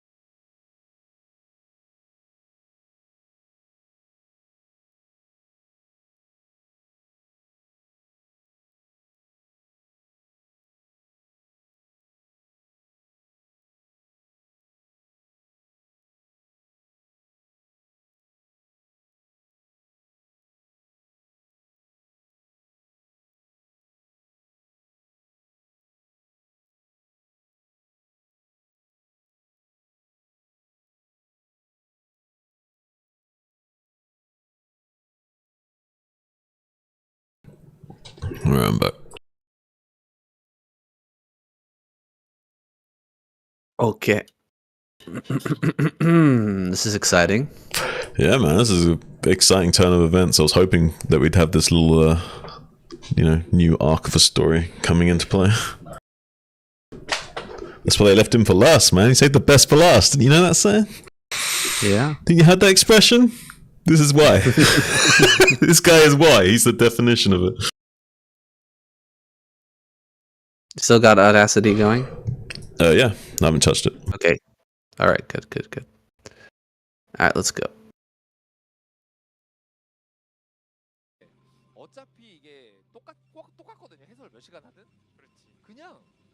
Ooh.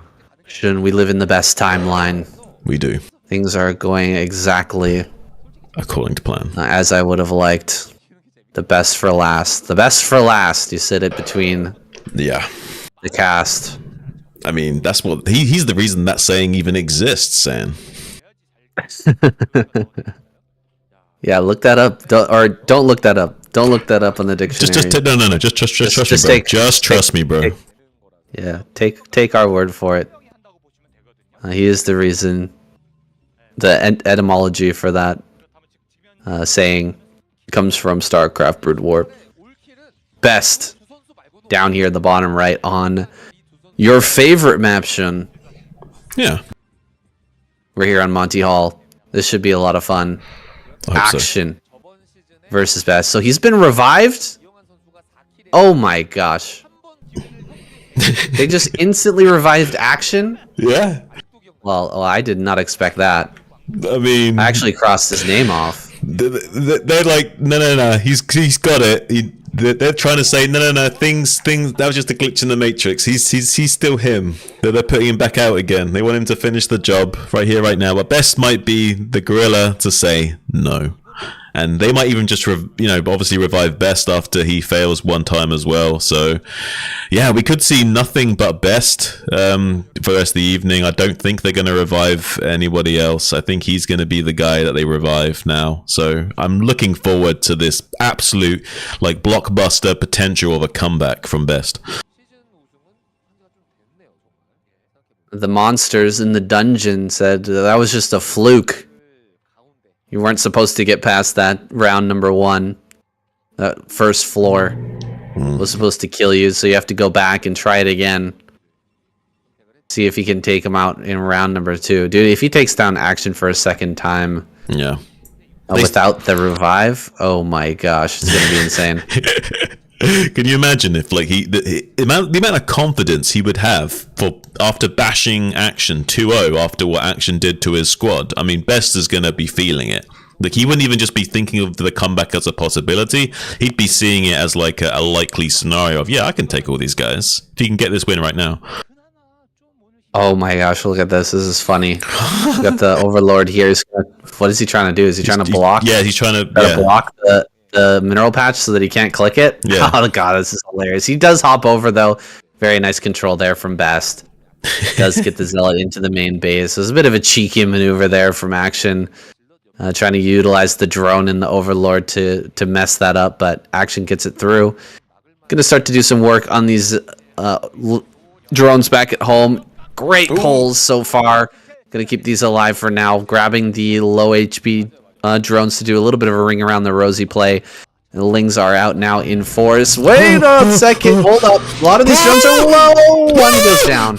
He gets it. How does he find it? How does he find it? And how does he click on the pixel that perfect to make sure he kills the right drone that's already weakened? There was 2 drones that he could have targeted. He targeted one of them that was correct. So high level stuff from Best to still find compensation there. There's hope for him yet, saying in this game, still a pretty good cleanup from Action. Could have been a lot worse.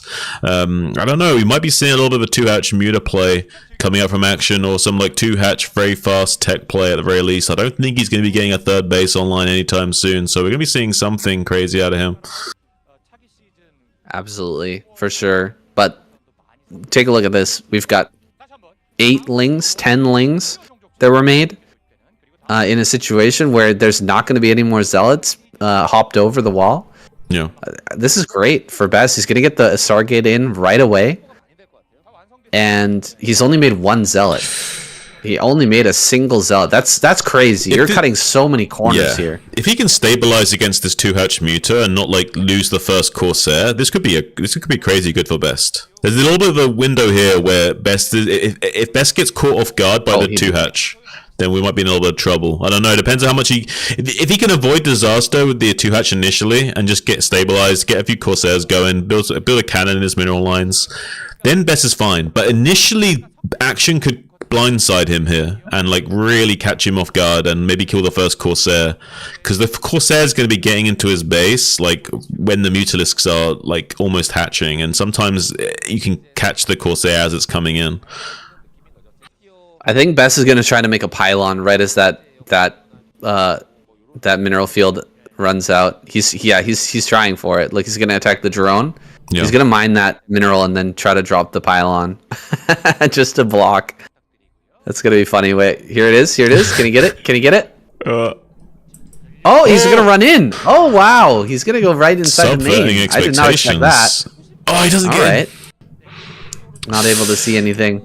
But the Corsair's on the way. Yeah, but it's on its way across the map. But the Corsair's not checking the tech in the natural expansion first, so he might be blindsided by the Mutalisk catching, and he might lose this Corsair. Because as it gets into the main base, he might be caught by the Mutas on the way back. Right. Let's see.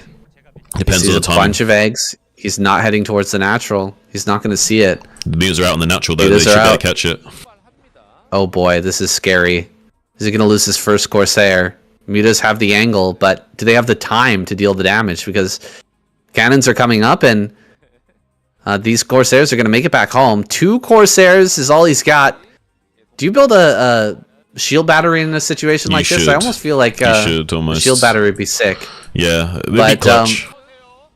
Two Scourge coming in. Shield battery is not going to help you against the Scourge. It definitely helps against the Mutas. He kills a few probes, but the cannons will finish. Right. I don't know if this was worth it for Action. He's sitting here on 2 bases with a bunch of Mutas and Scourge, and there's enough cannons to deal with everything. Zealots are pushing in. They're going to lose their lives to the Mutas, of course. The Lings will help with that cleanup. But, I mean, what's the future looking like for Action in this game? It's not necessarily bright. You know, I mean, there is a window where he can still punish Best if Best makes a few blunders here and there. There is a way he can come into the main base and exploit the angles of these cannons in the main base. They're pretty spread apart. He can go to work on picking off gas probes or taking out one of the cannons closest to the mineral line, and keep pulling the Corsairs to and fro and trying to intercept them with Scourge. There is some holes, and he's actually moving out with the Corsairs right now, so he could get punished right here, right now. This is one of the ways that Best can lose, is that he doesn't stay in position with his Corsairs and gets caught off guard. Corsairs are way out of position right now as the Mutas attack this main base. They'll be sent back home. That's 5 with the 6th in the main as well. That's quite a bit of splash damage to deal with this, but he's already engaging without all of the Corsairs in the group. Does lose a couple of Corsairs. Now there's some more Scourge coming up. Another Corsair goes down, and another Corsair will fall. This is getting really bad for Best. He's taking this engagement pretty poorly. He tried to target down Scourge during that fight, but now he's at the point where he can't even target down Scourge without allowing them to connect. He can't return to his main base with his probes, and he won't be able to throw down a cannon anytime soon either. If Action just keeps on throwing Scourge and Mutas into this main, he might be able to just win this game. He's pulling back right now, adding on more Scourge, bringing them around. Can he dive in one more time before the cannon is done? Okay, he's not even building a cannon. Yeah. This is a little bit scary for Best. Yeah, it's really scary. He's got 4 Corsairs to 4 Scourge, 4 cannons, 4 Mutas. Really crazy stuff to deal with. He might even catch 2 of these Corsairs for free. Oh, doesn't actually kill any of them, actually. So, not too bad. He's got 7 Mutas that are about softened up to roughly half, so I don't know, like, there's a little bit of hope for Best, but it's not looking great either. Like, Action's starting to catch up on the economic curve as well, so even if he doesn't somehow win right now, it doesn't necessarily matter either. So, maybe these Zealots can get something done. They just barely weren't spotted by Action. He tried to scout to see if anything was down there, and he just barely missed them by like 1 or 2 hexes, so maybe that can do something. I don't know, but it's looking pretty bleak though. Defensively, I think eventually Action will whittle him down a little bit. bit, or at least prevent him from catching up in the economic curve. Man, this was crazy how much of a difference it made, the fact that those Corsairs were out of position when the Mutas came into the main base. If 6 Corsairs were sitting over top of those 2 cannons, this is a completely different game where Best is most likely in a big advantage, but he's just been out of position a little bit too much. Scourge and Mutas coming into the main. Okay, 1 Corsair goes down, but does manage to wipe out the Scourge. Action is switched into Hydras fully, though. Yeah. And has his 3rd base online. It's a pretty even game, I'd say, don't you think? Yeah, it's looking okay. I would say it's playable on both sides at the moment. It's looking relatively all right. Maybe even we can get an intercept on these Mutalisks here, some neutron flares. This might not be too bad. And Action's going to... Oh, Action making a little bit of a blunder there. Forgot exactly where those moves were going to stop, and now we'll be getting a lot of those Mutalisks caught. This is now looking, much more even game with maybe even a tiny little edge here for Best. Just knowing that there's way less chance of High Templars being sniped later on is just so much more comfort going forward. And those Mutalisks will be scouting a lot less as well. So all things considered, I would say this is looking pretty okay for Best now. Yeah, the hatchery count's not too high. Drone count pretty low as well. He's just starting to really get into that drone production now and opening up these different pathways so he can really get his unit flow going. Meanwhile, Best's going to come in, snipe a couple of Overlords. He's preventing Action from fully stabilizing and really getting his drone count going. Meanwhile, Mutas are going to fly into the main, but these are badly hurt Mutas. Yeah. And there's cannons in the main mineral line, so he can't do too much with that. Corsair's going to be driven back. But Action... he's starting to falter a little bit. His supply is even, but Best is getting his gateways online, and Action's struggling to open up some supply so he can get the drone count that he needs to fight later game. Yeah, he's almost there. Like, he's not quite where he wants to be. He's going to try and throw down his 4th now, maybe throw down an extra hatchery or 2.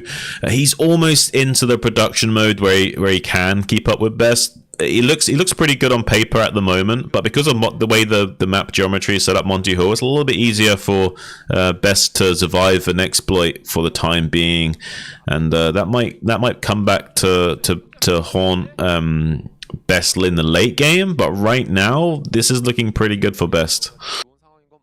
Best looking towards that 3rd base over to the north of his main.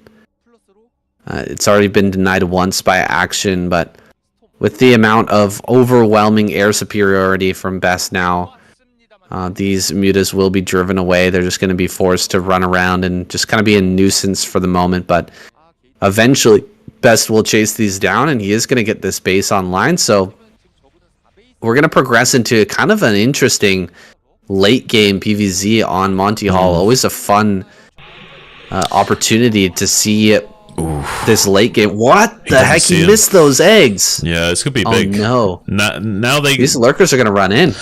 Yeah, there is a probe here. Oh, okay. So he will see that there is lurkers. So he will have some heads up. So he won't just get absolutely like stomped by like lurkers running in and landing on his mineral line in the main or anything like that. But still, really frustrating that he's got to deal with these lurkers trying to contain him on these 2 other choke points. Trying to deny a 4th base being established, a 3rd base being established by Best, while getting his own 4th up to try and get an advantage that way without having to actually engage head on with the King Kong for at least a little bit. This might work out for him, but I mean, with some storms, he will eventually push these lurkers back and establish himself in these lanes still. This is a good tactical maneuver by Action. Getting in Best's face and forcing him into an awkward position. Best is going to mine out those mineral patches down to the south pretty quickly. These Overlords getting caught is kind of big. 4 or 5 Overlords just suddenly going to go down. Actually going to be heavily supply blocked by this. What happened with the Overlords that they just got kind of forgotten about in such an important situation? We might see drop out of Action. We might see a number of different things. But he's going to be sticking on Battlezerg, so we won't be seeing Hive tech for quite some time. Fourth base is now operational. Fourth gas has come up. Will he actually mine that, or are we going to see another game where he just doesn't mine that and builds only hydras? Yeah, I don't know. I have a feeling that he doesn't intend on expanding anymore. I have a feeling he intends on just killing him with what he's got right now, and this will be full on like battle zerg, make nothing but lurkers, hydras, and trying like hard contain into killing him. I can't see him doing anything else, at least for the time being, unless something makes him have to do something else. At best, hasn't been able to get a third base even on the way in with it, but has got this DT killing quite a few drones over here. I'm not even sure Action knows about this. He's still not running his drones, so definitely doesn't know about it yet. Really unfortunate for him. 9 kills, now 10. That's a lot of damage. My eyes just rolled into the back of my head, and what is going on? Best, he gets these gimmies so often with the DT slipping in and killing drones. We call him the comeback kid. Like, this guy is so good at coming back in these games because Zerg players are so often giving him these little windows. It's not to diminish, what he's doing, getting in and at that perfect timing, just sniping those drones down. Not everyone can do this against Action, but what the heck, Action just forgetting about that position for a moment and not having an overlord there, he loses so much. Right. And now, I mean, the idea was great. Like, the way that he was playing was fantastic, but now he's forced to make drones with this attack coming across the map. Can he even hold? I mean, he can hold. He's got a great supply, healthy supply, and with 4 bases, he's got a great production. This army, though. Yeah, he can't surround the army. It's Blood of Storm just devastating the lurker line. There's not enough Sunkens here, I would say. He would at least need like 5 or 6 Sunkens to maybe have a hope of holding this many Dragoons off. There's so much here, and with this tight choke of the units coming in the reinforcement, I don't know. There's an army coming into the main base as a little bit of a counterattack. A little bit of base trade scenario here. Only one singular cannon against all these Hydro Lurker. Maybe enough of a base trade can occur before Best can break through into the main. He's going to get this expansion, sure, but now he's going to try and Lurker contain this choke point. Maybe he can slow down and sandbag this army just barely enough time for this army to counterattack and get enough damage done in Best main inversely. This is doing so much damage in the main. The snipes on the observers were insanely clutch. He managed to snipe one observer as the push was coming in. If he can go forward and just snipe a couple more observers, it's huge. He gets 1. He's going to get 2. Yeah. Oh my god, the snipes are so good. Action making this such a difficult game now. One single lurker over at this third base is being an insane nuisance. He's lost all the detection. Everything went down. Everything. Where's the Cybernetics? I think the Cybernetics at least is in the natural, but he's lost the Citadel and the Templar Archive, so he's so far away from making Templar. It's insane. Right. Action just makes pure Hydras from this spot, I think, and if Best tries to move out before Templars can be made again, I think he's going to get crushed. Yeah, I mean, he's been waiting like a minute and a half until he's even producing Templars again, especially if he's like struggling for minerals right now, which he is. He can't even afford these buildings, and it's like crazy that he's got to make units and buildings, and he can't even afford to do both. I don't know how Best is going to stabilize in this position. Action is just playing like an absolute demon today. I think that's why they revived him. They knew that maybe it was just like, a little bug in the game code. They need to like throw out a quick update, a quick little patch here, and get Best on the most updated system so we can feel the absolute wrath of Action. It's absolutely insane what we're seeing today. Oh, that's so painful. Comes in, snipes 1 Templar. We are so dry on Templar and Storms right now. Yeah. And a bunch of lurkers are going to run over here to the third base. This is the only mining base. All the probes are going to get annihilated. 11 kills and 5. 16. Every single probe goes down. We are half the supply of the Zerg player at this point, and Action is going to win this game. Beautifully done, just pulling Best apart. The counterattack was brilliant. I mentioned earlier that he wasn't able to surround the army, and it was a very difficult position for Action. Dealing with that big attack into his center base, but he played it out brilliantly. The counterattack was fantastically done. The snipes on the observers, everything went so well, and now he's in a basically unlosable position with 1 Templar drop coming across the map. It's not going to be enough. Best taps out, and Action fires back, taking down Best. Who's going to be revived? We're gonna get the best of 3, I think. Best is gonna be revived. They got it right. They got to do it right. They got to do it. They got to do it. Let's jump into that game.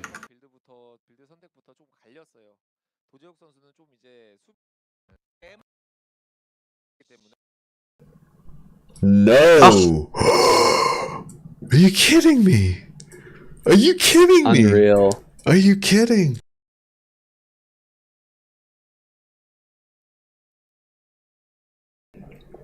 Okay, I would love to know what happened in that dugout.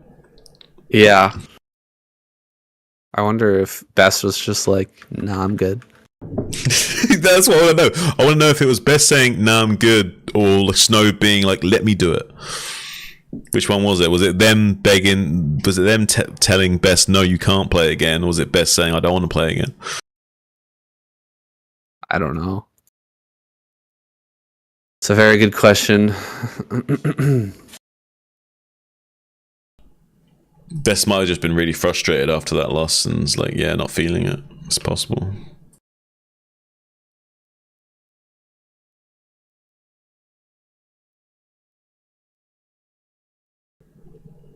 But you don't make a mistake like that, I guess. Like one of the main ways you lose to Atremuta is by being overly eager with your Corsairs and moving out too early with them. Mm-hmm. The only reason you'd want to move out early is if it was a fake 2 Atremuta into like 4 Hatch Hydra, and you want to like put on counter pressure because he's not going to make any more than 5 mutas or whatever. Like then yeah, but in any other situation, there's no reason to move out. He had such a good spot. Yeah. He had such a good spot before that. It's crazy. Maybe that's why he's not reviving, because he's either frustrated at himself for making a silly blunder, or his teammates were like, no, you can't play again because you made that silly blunder. You know what I mean? Maybe.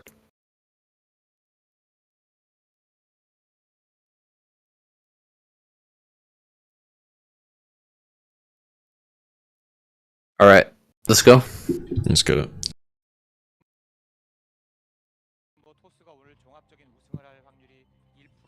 In a shocking turn of events, Best has been benched. Snow is going to be sent out for set number 6. I have no idea what happened in that Protoss dugout in between games, but somehow Best has decided, or his team decided for him, it's time to sit this one out. Snow's got this. Yeah. And, I mean, after the performance, I mean, Snow's he's got to run it back now. He's got to win all the next 4 games in a row. Yeah. Otherwise, I mean, how can you look your teammates in the face? Yeah, Snow's definitely got a motive right now. Don't worry, guys. That graphic on the screen is just an error. It's only Snow left alive right now. It just means that Snow is very motivated to try to get this comeback underway. He's got a big, tall order of it. Can he do it? I mean, I'm sure he can. But will he? I'm not so sure he will. It's very difficult to take down like 4 players in a row, especially of this caliber, especially with the likes of Soulkey waiting in the wings. But it is still possible, and Snow has gotten a little bit better in this matchup as of late, so maybe there's a little bit of glimmer of hope there. Action already going for 11 hatch, though, trying to get as much economy underway, see if he can get a little bit of an edge against this Nexus First. Will help him out, but I don't know, like getting away with Nexus First against Hatchery First, I'm sure Snow's going to be pretty happy with this opening. Absolutely, he's going to be very pleased with his position as soon as he sees that Hatchery as well. He's going to take even more liberties. Yeah. Like, he won't even build a forge. He went Gateway right after Nexus. That's crazy. Going Nexus first, Gateway. Okay, he does go for the forge, but I don't think he really even had to.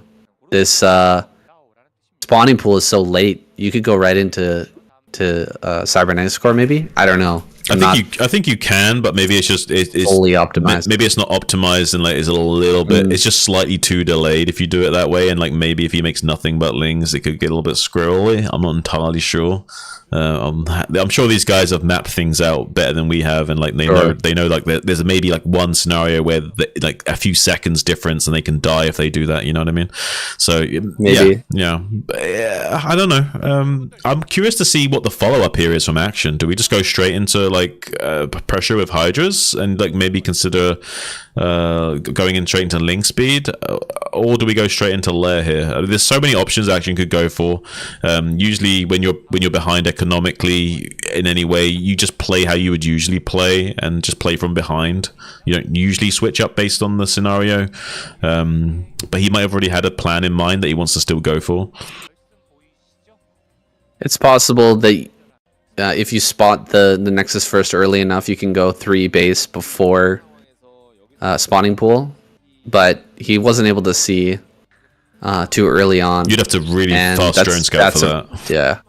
Yeah, you kind of have to get lucky with the Overlord.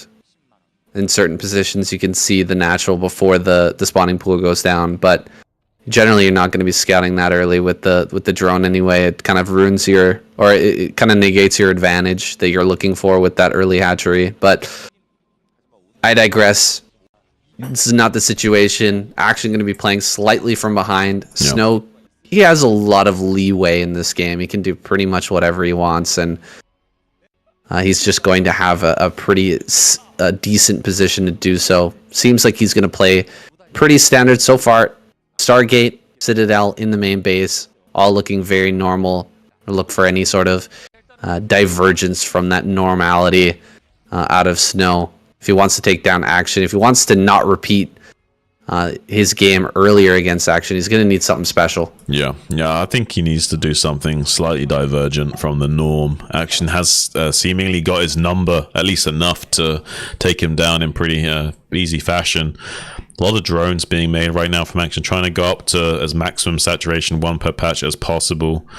Does need to do so as well. I'm not too sure.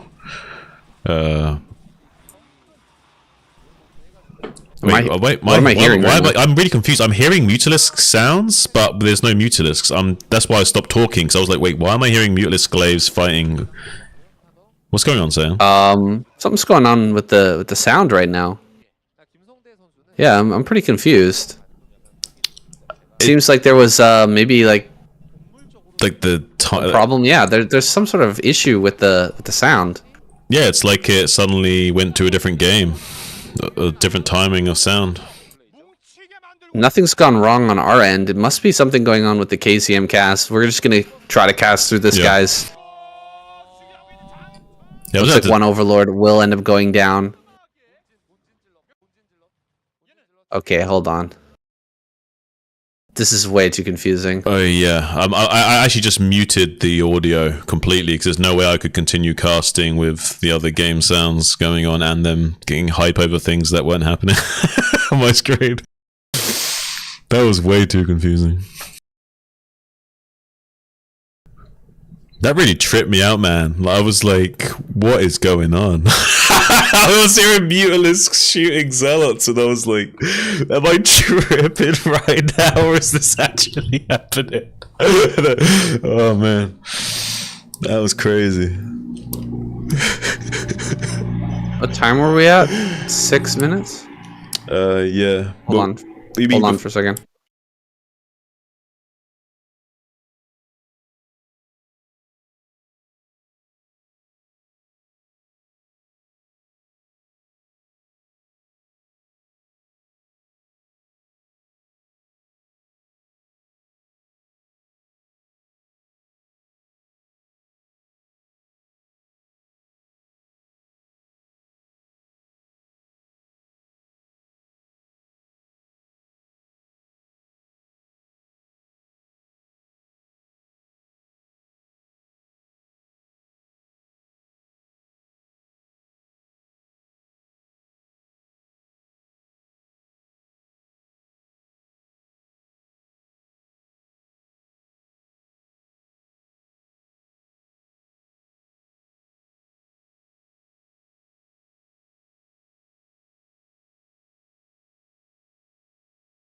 Okay, makes no sense at all. There's something wrong with OBS. Huh? OBS. Something went wrong with OBS because I just listened to the actual game, like the recording. I pulled it up, like my download of it, and it works fine. Has it bugged out somehow? The OBS bugged out somehow. Yeah, I'll go back and see like when it bugged out, and we'll like restart from there. Okay. Okay. I'm just gonna restart OBS. It's probably around about the spire wasn't even like halfway done when it started happening, so it was probably around about 5:30 or 5:20.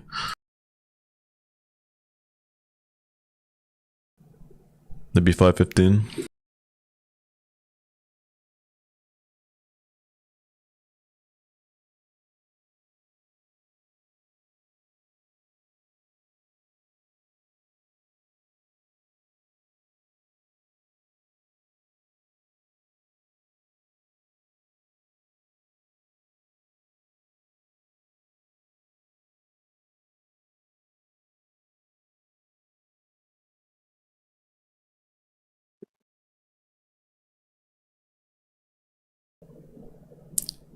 Sorry guys, it's not been possible to make this call.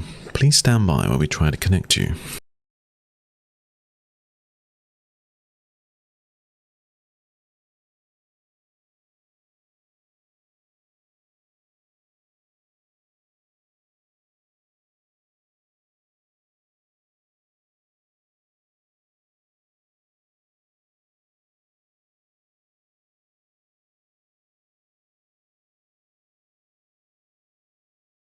Can see it now.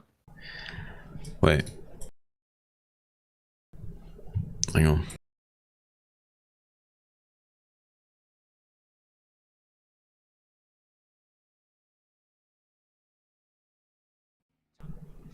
Yeah.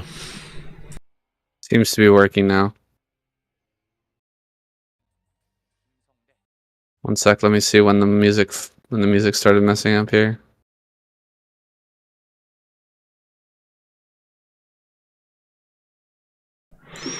That was honestly the most trippy experience I've ever had while casting.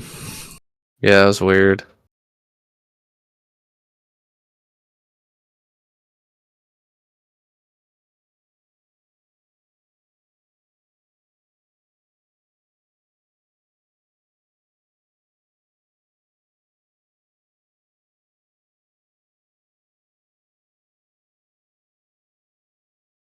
Oh no.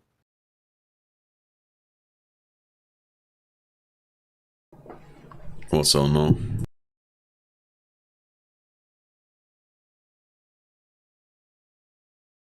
Okay, we need to restart that game. Huh? The entire the whole recording for that one game, the sound was messed up. Like it was like had like a weird like buzzing sound in the background. Okay. I'm checking the other games, but it seems like all the other games are fine. But like from the beginning of that game, it was like So in the background. You're like OBS bugged out or something for the whole recording. Something happened with OBS, yeah, for that whole recording. Let me just check, make sure I have enough space in my hard disk. Make sure there's not like, oh, okay, I got 69 gigs left. Hey, that's the sex low. number. Hey. Maybe your hard drive's just horny and it's like wants to stop recording and go and watch some porn or something. It's a hard drive.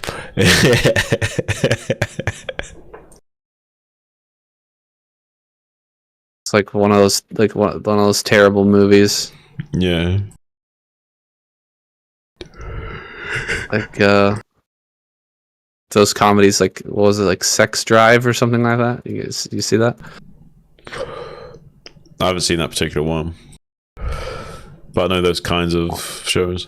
One of those buddy comedies where it's like a bunch of young guys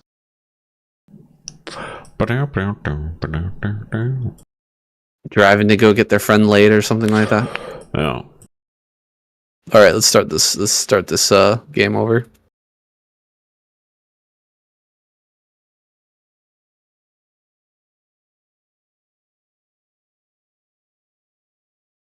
Alright, you can see. We're all good. We're all good. Let me just do like a quick test record.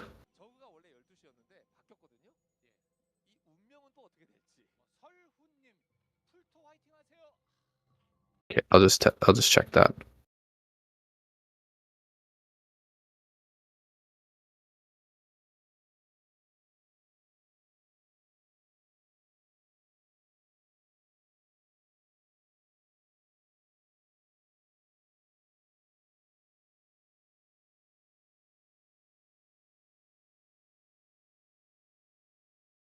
Okay, it's good.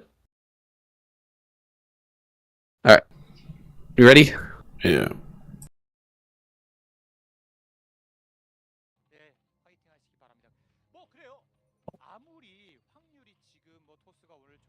Okay, we just had a bit of a false start there. Some wackiness going on with our audio. Very trippy, but we've got Snow versus Action. I don't know what happened in the Protoss dugout in between games. Somehow Best didn't get revived. We already talked about it once, Shun, but you want to give your thoughts again? I don't know.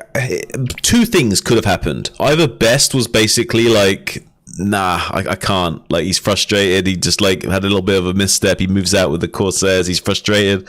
Maybe he was like, nah, guys, I don't want it. Or the other guys were like, no, you don't get to play again because you made the boo-boo. So now we get to take over. And Snow's going to be daddy that comes to try and save everything. Maybe Snow can be the guy to come back and destroy all these guys. It's possible. It can happen. Will it? I don't think it necessarily will, but it can happen. Struggling as hard as he did against Action already. You can't imagine he's going to be able to do it, but we're here. We're ready to see it.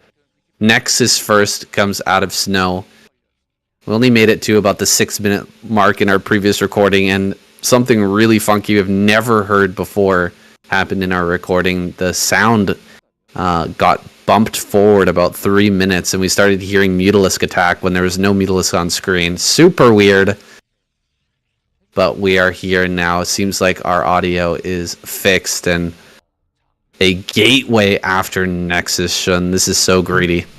Yeah, I don't know what happened with that audio saying. It could have even just been a blast from the past, like from one of the previous games. Who even knows where the audio was coming from, but certainly wasn't what was happening on screen and really tripped us both out. But yeah, look at this, like a hatchery first, then Nexus first from both players. It kind of favors Snow a little bit more here. He's going to be feeling very comfortable. He can min-max his build even more, knowing that there's no early pressure. Doesn't have to be super safe against this. So yeah, this is looking pretty good for Snow. He's going to be feeling good about this early build order win, I guess. Action's not necessarily like out of the game or anything, just a little bit of a build order optimization advantage for Snow going forward. You do usually just play from behind as you don't usually change your game plan too greatly based on these irrespective positions in the game state. So whatever he did have planned, he'll probably still go for here. Yeah, playing a little bit from behind. Action is not a stranger to that situation. Even in this series alone, he's come back from some pretty big deficits. And it's going to be tough to take down Snow, who has an advantage with the Nexus first, but he's certainly shown that he's capable of pulling out some miracles.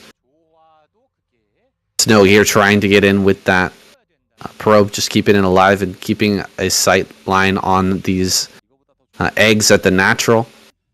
Seeing what he can see, and he'll have a single zealot out in the wall in just a moment, but he's delayed the cannon by a lot. He got the forge a little bit early, but he hasn't built this cannon yet, and he's already sent the first zealot out. This is so greedy. Yeah. Super quick cybernetics core. He's going to have the fastest Corsair you've ever seen. Yeah, his whole tech line will be very quickly expedited as a result. Everything will be a little bit sharper on the curve of things, and he will have so much more money overall that his timings will just be not only quicker but more powerful later on. So will be very strong and something for Action to contend with. He's certainly capable of doing that, but it will be just another thorn in his side to have to worry about while he's playing his usual game plan. I'm not too sure how confident Action's feeling right now, but you have to imagine he's feeling like an absolute beast of a man after killing so many players so efficiently, only having one hiccup, but the quick revive going to be getting back into things. Already taking out that probe scout before he can come in and really confirm too much as well. And with that link speed, going to be able to fan out onto the map and prevent any kind of Zealot run-bys as well. Going to be feeling pretty confident about his position, at least, despite being behind a little bit. One thing to mention, Action can no longer get the all-kill prize because he's been revived. That doesn't count. If he takes down Snow here, he's not going to take home that 800,000 won. Snow also won't be able to take home the all-kill prize. He's been revived. He's already had his chance. Yeah. And so that will continue to accumulate. Regardless of what happens in this game, but both players still going to be firing on all cylinders. A lot of pride on the line here. These two guys setting themselves up for a mental edge in the future. Yeah. Want to take home this win. There's the Spire finishing up. The first Corsair is going to get in there and kill off one Overlord anyway, but can it get out unscathed? Some Scourge will be popping out on the natural here very soon. Yeah, I don't know. I mean, it's a little bit scary, and already killing one Overlord does temporarily supply block Action. He can't make any additional lings or anything to deal with this. Can't even drone if he wanted to. Not that he would want to. These Zealots can be very pay themselves in dividends if they come up here and deny this money. There is a Sunken that's on the way, but the Mutalisks come out just in the nick of time to start putting down some DPS. They have got a lot of hit points, 100 HP and 60 shields and natural 1 armor, so it does take a long time for these 9 damage Mutalisk glaives to chew through that. So we'll be clearing up most of those Zerglings and maybe even get on top of this Sunken Conley or the drones. We'll be killing at least 1 or 2 of those drones if he does target those down, and he can outrange the Sunken, picking away at this macro hatchery if he wants to as well. So being as annoying as possible, comes back onto the drone line, see if he gets 1 or 2 drones. Can he? It looks like he might at least get 1 or 2 here with his efforts, so not too bad overall. Yeah, picking off 2 drones there is pretty nice, but Action's going to be able to just spam drones now that he's pushed the Corsairs off the map and the Zealots are all taken care of. There's nothing but drones going to be popping on. Another drone goes down. That's some pretty good damage. Oh, coming into the natural again. Very frustrating stuff. Just going to split these 2 Zealots off and might even fight with the Zealot or the drones against that one Zealot. Meanwhile, the Mutas are heading straight across the map. 2 cannons are about to finish. You cannot fight this. He cannot fight this. He's got to back away. Great defense there from Snow at the same time. Dealing a lot of kills. 3 kills and 7 kills on this one Zealot. That's insane. Snow doing so well with these Zealots, breaking them off and dealing a huge amount of damage to the drone lines of Action. I think some of those 7 kills were lings from earlier, but he definitely killed a lot of drones and denied a lot of mining time overall. Really high level stuff, forcing so many interactions out of Action. Just as he wants to go into the main with the Mutas, he's also got to defend against multiple locations of Zealots in his mineral line. Really high level stuff from Snow. Knowing the exact timing windows to punish Action when he wants to go into full speed, he knows exactly how to, like, it's like in that movie Jurassic Park where the Tyrannosaurus Rex is chasing them and he's leaning so far back in the Jeep to get away from the Tyrannosaurus Rex that he's like lying on the gear stick so he can't shift the gear into a high enough gear. Exactly what we see here from Snow, just like trying to lean on him like a scary dinosaur and can't even allow him to get into the high enough gear that he needs to. And this aggressive macro Zerg is not at the full speed that he wants to be at. An apt reference there is kind of hamstringing himself by sending those Mutas across the map rather than dealing with those Zealots. I'm sure he's regretting it at this point. He's been forced to drone for so long because of all the economy that he's lost. He just doesn't have anything over here to deal with this one Archon. He's going to rely purely... Oh, he takes 1 shot. He's going to rely purely on the micro from these Mutas to deal with the Zealots and not lose this hatchery. It's so difficult to do. He's taken already a lot of damage and he's going to lose the hatchery. The hatchery going down is massive, by the way. This cannot be overstated. This is so much damage. He hasn't killed a whole bunch more drones or anything, but he's delayed the production by an amazing amount. He's going to get a couple of drones on the exit as well. 2 hatches get thrown down, but Action is struggling in this game. Yeah, I mean, ideally, if you want to be in a good position as Zerg, you want to kind of match the gateway count 1-for-1 with hatcheries. That's why in late game you'll see like 9 or 10 hatcheries at least worth of production to keep up with that 9 gateway potential of the Protoss player. But denying them that 1 hatchery is so crucial. It's going to take him so much longer to get up into full swing worth of production. Hatcheries take a lot longer time to build than gateways, for example. So it does hamstring him a lot. In his ability to get his production underway. High level stuff from Snow. He really does seems to know how to pick apart at Action and peck away at him. Maybe why he was so adamant in going as the revive rather than allowing Best to. He can also get a little bit of a tactical play up here from the northern flank with this Dark Templar. Pick off a drone and just run away. Again, really high level stuff. And without Overlord speed, he might even just get away with the Dark Templar unscathed over and over again. 1 Templar over the top. Is that stuck? There's like a bit of a doodad there.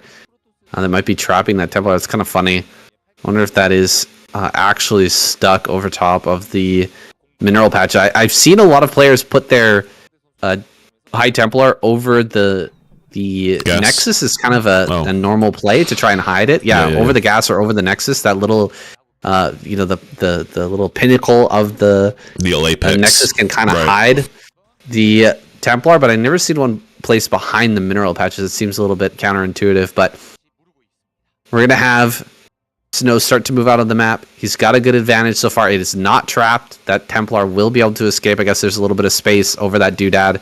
Can slip out, and he's going to move into the middle of the map, start to put some dominance, put some control out on the map. And there's not enough mutas right now just yet to snipe these Templars, and I don't think that Snow's going to make the mistake again of letting Action do so and take another game off of him like that. No, I hope so. I mean, with the Mutalisks out and this many Scourge, I imagine there should be enough air superiority here that he can like be a little bit annoying with this. Maybe catch some High Templars eventually if he can get the Corsairs out of position. If Snowy gets lazy with his army moving around the map, then anything can happen. Snow is the kind of guy to really be on top of that sort of stuff, though. He seems to be really focusing on improving his Protoss versus Zerg a lot lately, and we see that reflected in the kind of tactical approach to the game that he seems to be doing. But now look at the Scourge, maybe getting a dive onto these Corsairs. Only 5 of them, one of them really low HP as well. Tries to go for a turnaround onto those Corsairs yet again, but sees that there's a lot of Dragoons there. Phase disruption shots would make it too impossible to hunt down those Corsairs. Just sharking around for whatever he can. If he's not careful, he might box himself into a corner if too much HP of those Mutalisks get shaved off, but he's going to try and swing around to this Nexus, see if he can come in here and snipe off maybe a High Templar or whatnot. But it doesn't seem like Snow's like being caught out of position at any junction just yet, so it seems like he's going to get away with just setting up this third base reasonably uncontested. Action moving out to take his 4th mineral only at the front, and this is a unique problem for Dominator. Taking this 4th base at the mineral only, it's so difficult to keep your drones alive at that location. Great Storm there, dealing with a lot of those Scourge. Now the threat is not nearly as scary. Yeah. Diving forward with the mutas is going to be a bit tenuous. Quite a lot of Lurkers and Hydras are at the rally point for Action, but he's got a lot of area to cover. He's got to cover this ramp over at the 3rd base. He has to hold this pizza slice at his natural, and he needs to hold the pizza slice to the right of his mineral only. Otherwise, Templar up on that high ground can just storm all the drones at the mineral only. So he has a bit of a tenuous position. He's going to go for some snipes, maybe on a Templar. He's going to get a Templar. That was a very high energy Templar, and it missed the storm as well. So that was a great pickup by Action. Yeah, I don't think this is a very tenable position for Snow to stay, and he needs to do something to switch us up. He's lost all of his Corsairs now, and the 11 Mutalisks are softened up a little bit. They are pretty bruised, but that's a lot of gas that he doesn't want to replace. He doesn't want to remake Corsairs at this stage in the game. So now there's no mobile anti-air. There's just Storm and Dragoons to protect these High Templars, and Dragoons are way better bodyguards than Zealots at keeping these High Templars alive. But if there's not enough Storm available to him, he can't really deal with a massive swarm of Zerg, so needs to desperately keep all these High Templars alive. These Mutalisks will be desperately sharking for more and more High Templar kills now that they know there's no Corsairs to deal with them. Action's been playing a beautiful game. Yeah. Keeping these mutas so active, still getting in here and dealing more damage with them. It's incredible to watch how much he's actually managed to do with just this small group, and the number of Templar he's sniped, the number of probes he's killed, the amount of distraction, and just keeping a tab on this army as well. He's done so much with this. He's even managed to match the supply for action with Snow up until the last few moments. It was 150 to 151 for a little bit, and action is just exploding up once again, nearly matching the supply of Snow. I want to get a shot of the main. I haven't seen if there's a hive yet or not. It seems like Action's staying on Battle Zerg, though. He hasn't made a single drone for minutes. This fourth base, mineral only, isn't even mining. He's done nothing but make units. He's building up like a 200 army as quickly as possible. Going to go in now, kill as many of these High Templars as possible, force an Archon. Now there's not enough High Templars. Now is the critical time to strike. He's done nothing but make units for so long. Pure Battle Zerg hasn't made a single drone in forever. Now he's going to set up a massive surround. Most of his army coming up from the south, but there is a big contingency on the eastern flank. Going to be pushing across the pizza slice. A lot of storms going to be coming, blanket down those Hydras. Two really good Psionic storms forcing most of those back, but the main army is now coming from this other pizza slice on the western frontier. There is a few storms left in the tank, but there might not be enough. Lurker's already in position, and now the reinforcing Hydras going to be coming from the east to pincer maneuver into this as well. There's a lot of critical damage coming out of the forces of the Zerg right now. So many acid spines raining down from these Hydralisks. There's no more Psionic storms to buffer against this. Just pure Dragoons in mass on the high ground. Maybe some more High Templars coming out of the rally point can deal with this, but there's so much red coming across the map saying the Nexus goes down. An eye-popping number of Hydras just flooded across the map. You're totally right. He didn't build any drones for that fourth base. He was holding that for so long. I was totally expecting him to build a few drones at least to just saturate that base, but he's just built so many Hydras and he's continuing to push across the map. But you know what, Jun? He does not have a future in this game. If this push doesn't work, and it doesn't seem like it's going to push into the natural or kill the third, Snow's going to stabilize, and the supplies have completely switched. Action wanted to win with that one massive push. It doesn't work, and Snow takes the game away, beginning the comeback. And, proving his squad right and bringing him back as the revive.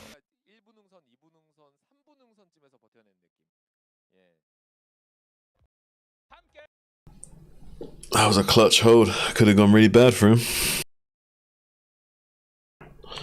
He did nothing but that was about as all in as you can get. That was about as all in as you can get at that stage of the game. Like, did nothing but make units for so many minutes. Mm-hmm. That was wild. I mean, he was getting so much done with the mutas. I think he thought, like, you're not going to have enough Templar for sure. Yeah. And he was like, when I finally commit with the mutas, I'm going to get even more Templars, and then you're going to have even less. And it's like, I should have enough after that, right? And he just miscalculated. Right. Took a little too much damage on some of those flanks. It is really hard to execute those kinds of attacks, so it can go horribly wrong with if you don't storm dodge enough or position correctly. Yeah, he needed to wipe out that whole army and kill another base. He needed to kill both bases. Yeah. It's just so hard to trade well sometimes, unless you kill all the High Templars. If they got even just one or two left over, they can still make a hold and get some rallied out units and still make it into something. It was close. It was close. It was very close. All right.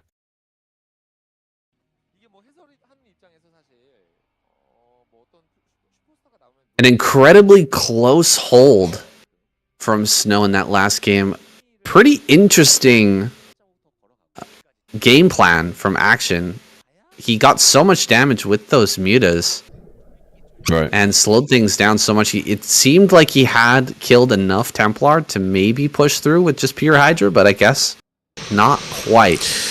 Just barely miscalculated. Yeah, it seemed like that. He did so much damage, and he really did finesse Snow for so long and grounded him down to a nub. And I guess after he killed all those Corsairs and knew that he could finally commit with the mutas again later on, He knew that if he just made nothing but Hydras, eventually he would just be able to bowl him over without enough Storm being in the tank to use, but barely being able to do so, just not quite enough Storm dodge or miscalculations coming through.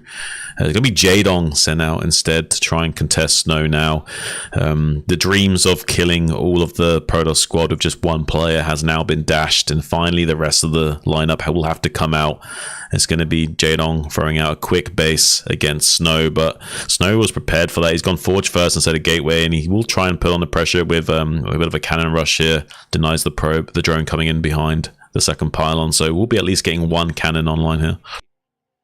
This is the most cannon rushes I think we've ever seen in KCM. Yeah, that's crazy. What have we got today? Like 4 cannon rushes already? 3 cannon rushes? Yeah, at least that. At least 3 or 4, yeah. The action's been cannon rushed at least twice, right? Yeah, that's right. And now Jaedong going to eat this cannon rush. He's only pulled 3 drones, taking quite a bit of damage on one of these. Is he going to build double sunken colony and try to hold on like action? It feels like that's going to be the play. He has to, I think, yeah. Yeah, you can't. I don't think you can fight with drones anymore. It's too late. Cannons are going to finish. He's doing something weird with this right now. He's going to put a little damage on this. Oh, God, he got trapped. Oh, my God. Oh, no. Oh, no. He closes the door behind him. All these drones are going to die. Like, he can't make a sunken colony. Okay, he's going to make one to the north. Yeah, but you can't even make 2. You need, like, a tempo amount. You don't just want 1. You want maybe 2 going up at once to make sure there's nothing that can go wrong here. And this is a little bit annoying. Yeah, I don't know. Lost so many drones. Yeah. Oh, my gosh. He's had to pull every single drone. He's going to pull the lings behind the mineral patches. This is one of those things where it's like, okay, you just never thought that was even possible, did you, Jaedong? Jaedong never even considered the possibility that you could build another pylon and just block that. These 2 cannons back here. There's one more pylon coming up. He's using the glitch to get this sunken colony to fire a little bit farther. If you target the pylon and then try to target the sunken colony, even though if it's out of range, sometimes it will attack the cannon instead, and he's managing to use that glitch to actually clean this up. Wow, he's going to save the hatchery. Yeah, that's crazy. That's really well done. He managed to get that sunken firing on that cannon quite a lot as well. Really, really impressive stuff by Jaedong to actually find that. It's super important that you know how to do that, because you can just get demolished by cannon rush over and over again, especially by pro level players. If you can't execute these kinds of holds, you just fall apart as Zerg if you don't have the technical know-how at the highest level. Well, I think that Jaedong has kind of fallen apart a little bit here. He's supply blocked super heavily. He didn't build an Overlord during that fight. That's one of the things that can actually end you as a Zerg player. Even if you manage to hold a cannon rush, or a 2-gate or something like that, and you miss this Overlord, you can just kind of die, fizzle out. He's going to throw down another hatchery instead, but I mean, he's got so much larva sitting, so much drones that were kind of missed out on. He's going to try and run in now with these 2 lings, but with this group of lings, but the 2 cannons are going to hold everything back.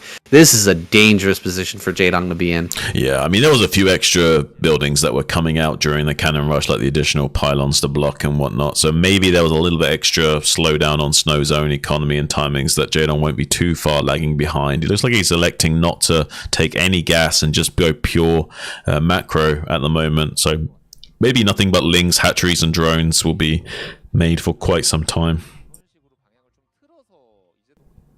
Yeah, he's got a bit of 5 hatchery before gas. Okay. Might be 4 hatchery before 5 gas. hatch before gas. Yeah, before gas. It's a reasonable way to try and make a comeback here. You can get a lot of production going. Well, he'll take the gas and then the 5th hatchery. You do 4 hatchery, then gas, then 5th hatchery to like kind of make sure you've got like the Hydras on time to deal with the Corsair timing potentially. But he has a very strong macro play here, I think. This is some good adaptability from Jaedong. From an awkward situation like this, it's so hard to tell exactly where you're at, how much has been lost for the Protoss player and what you can get away with, but I think he's walking the tightrope pretty well so far. Yeah. This Zealot is going to come in and be a bit of a nuisance. It's unfortunate. It's going to slip by the Overlord that was just to the right of that and might get some sort of a drone or just a slowdown on the mining. There's that 5th hatch you were talking about after the gas, and this drone is going to have to run. Pretty annoying stuff for Jaedong to deal with right now. Really doesn't want to lose the drone. Oh my gosh, he lost the drone. That's devastating. Yeah, so painful. Yeah, I mean, usually it's painful anyway, but in this game state, it's even more painful than usual. So we're in a little bit of a rough spot here for Jaedong, and with the other Zealot coming and putting pressure on the other side as well. Now another drone might fall. At the very least, losing some mining time. This is really rough for Jaedong to have to deal with this interaction. He's trying to use the drones on one side and Lings on the other. Has been able to avoid additional losses for the time being, but has lost a lot of mining time at the very least. There's the Hydra Den with the first 50 gas just to make sure he doesn't just straight up die to Corsairs and what have you. But yeah, this is a little bit annoying damage for Jaedong to sustain because he wants to just get his macro underway and just power spike. You can make so many drones with this build. It's insane. You can actually play more like a Protoss player would play and just have like almost like 1.5 to 2 drones per mineral patch and go up all the way to like 60, 70 drones very quickly, especially if you don't die to the timings of the Protoss player. So this damage is really annoying from Snow because it prevents Jaedong from really getting this build the kind of potential it needs. He's not squeezing all the juice out of the orange because of what Snow's doing here. Snow's really being annoying with this pair of Zealots behind the mineral patches. They're finally going to bring forward a Hydra to just deal with that. Hydras are being made limited quantities just to deal with this Corsair and make sure that doesn't supply block him constantly while he pumps out these drones. But he is going to be pumping out a huge amount of drones. Of course, there is that threat that he could try to hit the pre-9-minute storm timing, which is always scary. But it's likely we're just going to see a huge macro play out of him. He will eventually get into his lair. There is a bit of a weak spot for a Zerg player going this type of build, which is you don't have that overload speed for a long time. But he will eventually get that online, and he can also get his Spire up after that layer's done as well. It's just that's the one weakness of this build, Shun, is that you don't have that extra tech. You don't have that speed for the overloads. You don't have that Scourge to deal with the Corsairs. And let's see what Snow can do with that small disadvantage. Yeah, you're playing pretty defensively for a while. Essentially, your Hydras are pinned in 2 locations trying to defend the Overlords until you can have a massive amount of Hydras to just send across the map once your Hydra speed is finally like kicked in and those kinds of things. So you're kind of just sitting back and macroing for quite some time when you're playing this build, and that's why Snow's putting a lot of pressure with such few units because he knows that that's the game state, and he also knows that even though this army technically wins, they have to shoot the Zealots while the Corsairs go to town on these Overlords. So it does so much damage to Jaedong if he can supply block him just a few times here. Luckily, Jaedong didn't get one more additional Overlord killed there, so he can still keep producing units at a pretty rapid rate here. I think Jaedong will still have a powerful build execution, but this is enough slowdown that he won't just bowl over Snow with the amount of units he's able to make. This is interesting. He's going to go for a counterattack. These Hydras are just going straight across the map. He managed to save one Overlord. He hid one Overlord to the north of this, and Snow completely missed it, so the DT won't just save his life. He's going to be able to come in. There's a couple of Templar at that natural. They don't have energy or storm yet. He gets the Dark Templar. That's huge. That Dark Templar was really, really important to this build. So much money in the bank for Snow because he's just getting his gateways online. Storm is done, though. 10 minutes in. Yeah. Of course, Snow has his upgrade finished. He is just that good. Only one more storm left in the bank though, and with only 2 cannons here, eventually these Hydras will overrun these 6 Zealot squad and then get onto the wall again. This could be a big disaster for Snow still. He had only 1 or 2 storms, just 1 storm I think, with some more energy coming up from the additional. A pretty good storm dodge, good enough I would say to keep the pressure on. Actually maybe not, maybe there's enough Zealots here he can start to push out. He should try and save this gateway I think, and he does decide to do that. Good decision from Snow to keep these Hydras at bay so he can keep his production as high as possible. Just 1 more additional gateway can make all the difference in this sort of situation if you can keep up with the production of the Zerg. A lot of Hydras can be made from Jaedong if you can start to get the critical mass going so the Zealots can't trade. Eventually he will be hammering on the gates. So the Hydras are going to be pushed all the way back across the map. Going to have to remake a couple of forges back at home. Double forge here in the main base. Snow is starting to get out on this map, but that was a dangerous position. Things can fall apart very quickly when the Hydras arrive, and the DT is not able to hold that front line. That was the disadvantage I was talking about earlier, is that you don't have that overload speed, so you shouldn't have an overlord at the natural to help you push through the DT play, but just a bit of a mistake by Snow. He didn't clear the Overlord over the natural, and he paid the price for it. Oh, a great storm on these Hydras. He wasn't paying attention. He didn't know that the Templar Zealot army had moved into that position, and now things are really falling apart here for Jaedong. One mistake like that can cost you a game, especially when going up against a player the caliber of Snow, and he's pushing in, taking advantage of this position so beautifully. He's going to get right into this pocket and wait for the Hydras to come out before casting the perfect storm. Now the Zealot army is so big, it's going to be able to overwhelm. Okay, a few mutas do pop out. They're going to help a lot against the Zealot army, but how much damage can be done here? Yeah, there's not enough mutas to dish out enough to kill these Zealots. There's just too much HP. There's thousands upon thousands of hit points and shields to chew through, and the DPS is just not high enough to get it. He might even kill the hatchery if he wants to target that down. Another storm coming out onto the Mutalisk as well, denying them doing damage at the very least, even if they aren't killing them. Archon on the way as well. At the very least, drones and Hydras will be falling, target firing down the Archon instead of the Zealots, so we'll be killing the splash damage potential. But again, the Zealots getting a little bit of extra damage for their time. Honestly, a lot of drones didn't die, and he didn't target the hatchery down, so probably one of the best case scenarios for Jaedong, although this still is pretty good for Snow, all things considered.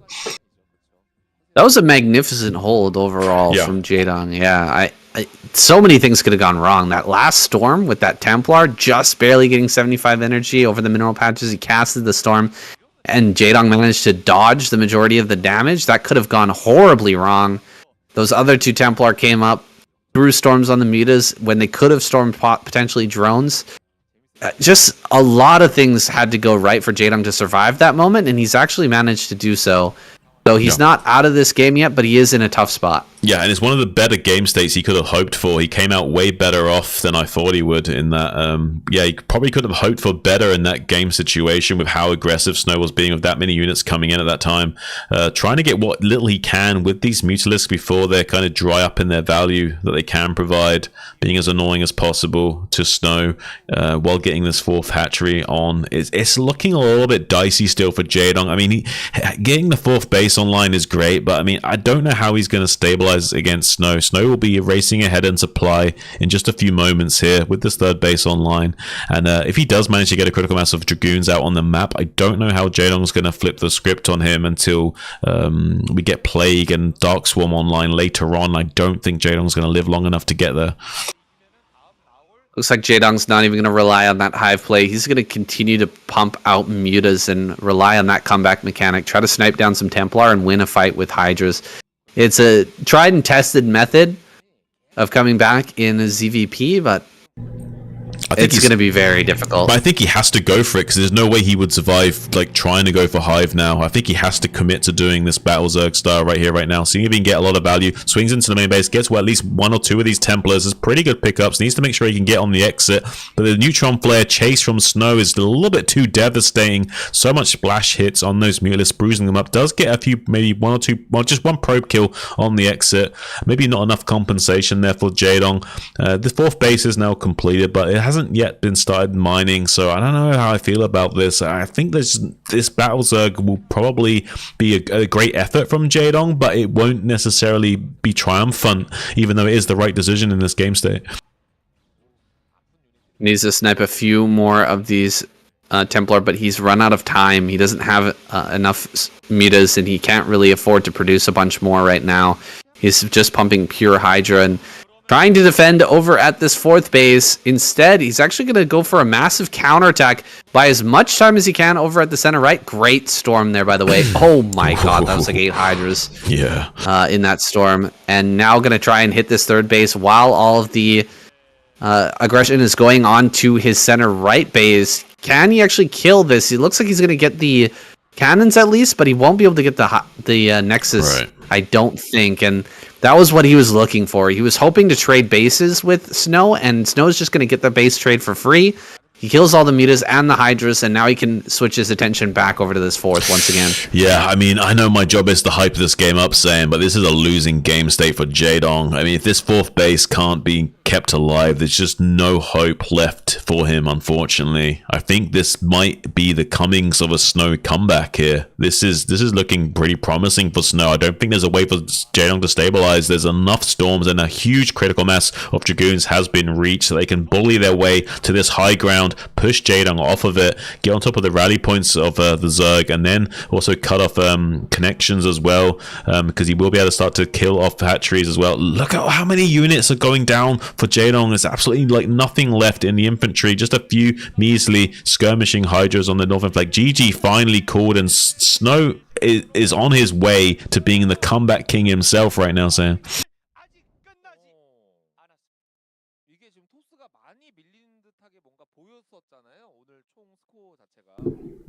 I need to take a leak. Hey, go for it. We're back.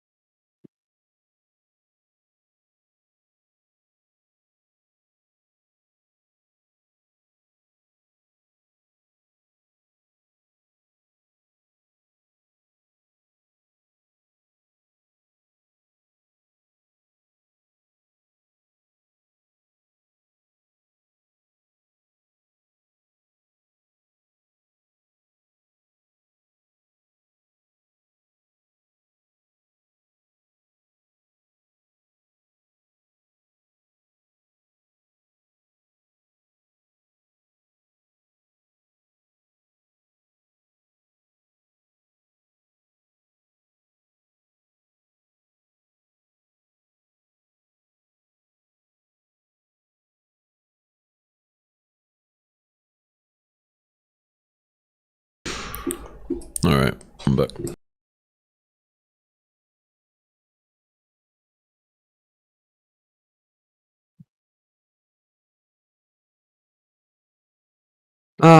Okay.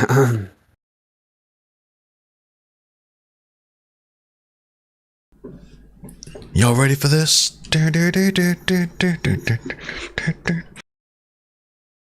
Alright, let's go.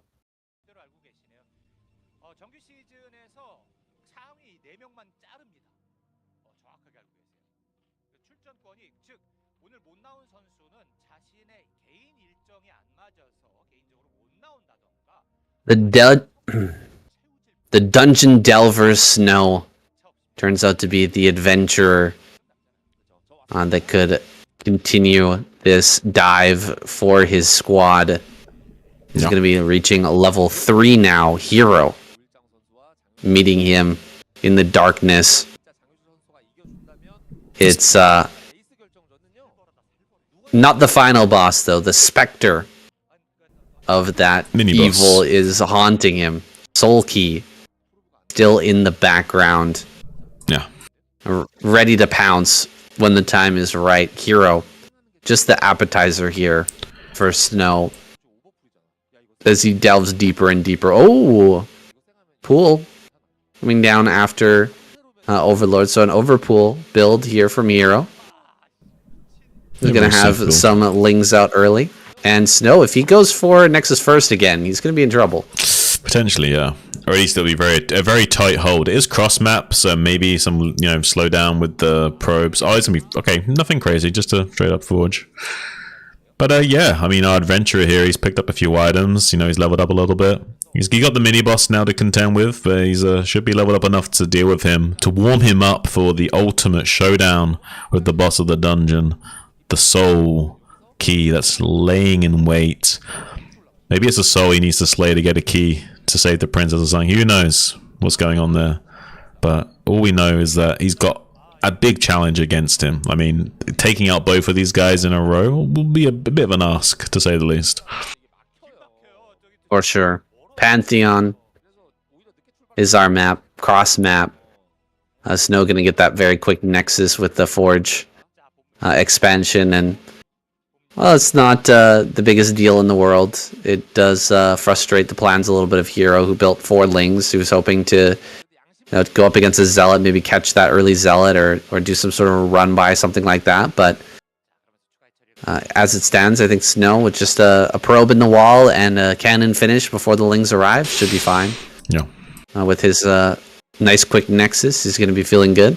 He's got a probe on the map as well, a couple of probes, in fact, looking for his opponent. Gonna look for that third base, figure out what he's up against, and it's pretty standard so far from Hero. He's gonna get his gas and just work on setting up his 3 base. You just, like you said before, you gotta play from behind sometimes as a Zerg player. You gotta accept your position and try to play the best that you can. Yeah, and it's usually it's one of the best ways you can approach the game. I mean, if anything, like, to do anything different would almost be putting yourself further behind, because then you'd be even less optimized doing something. It's better to just be a little bit suboptimal and just be happy about it and swallow it up. And later on, you can even things out. Maybe even come out a bit ahead if you can get some good sneaky counterattacks in or something. But yeah, I mean, I don't know. Like, do you think our adventurer can go all the way here? I mean, I kind of want him to. Like, even though I want Zerg to win, it'd be nice to see Snow do like a crazy comeback and just kill everyone. I don't know if it's in the cards, but I would like to see it. I don't know, Sam, though. I'm feeling like his time is nigh. They're all playing on hardcore right now. Once you die, you're dead for good. There's no more revives. So, I don't know. I'm a little bit shaky for Snow. I don't think he can go all the way. I think he can maybe take out Hero here, but I don't think he's taking out Sulky later on. Might be able to keep this probe alive, though, doing a very good job of breaking the ankles of these Zerglings for the time being. Also going to be making his way into the main base, potentially not able to get that Vector, though. Good manual pathing from Hero to deny that. If these Lings were just on manually automatically catching up with our attack move, the probe wouldn't be able to be denied, but with manual pathing, no way we'll be able to get in there. Eventually just catch that and kill that.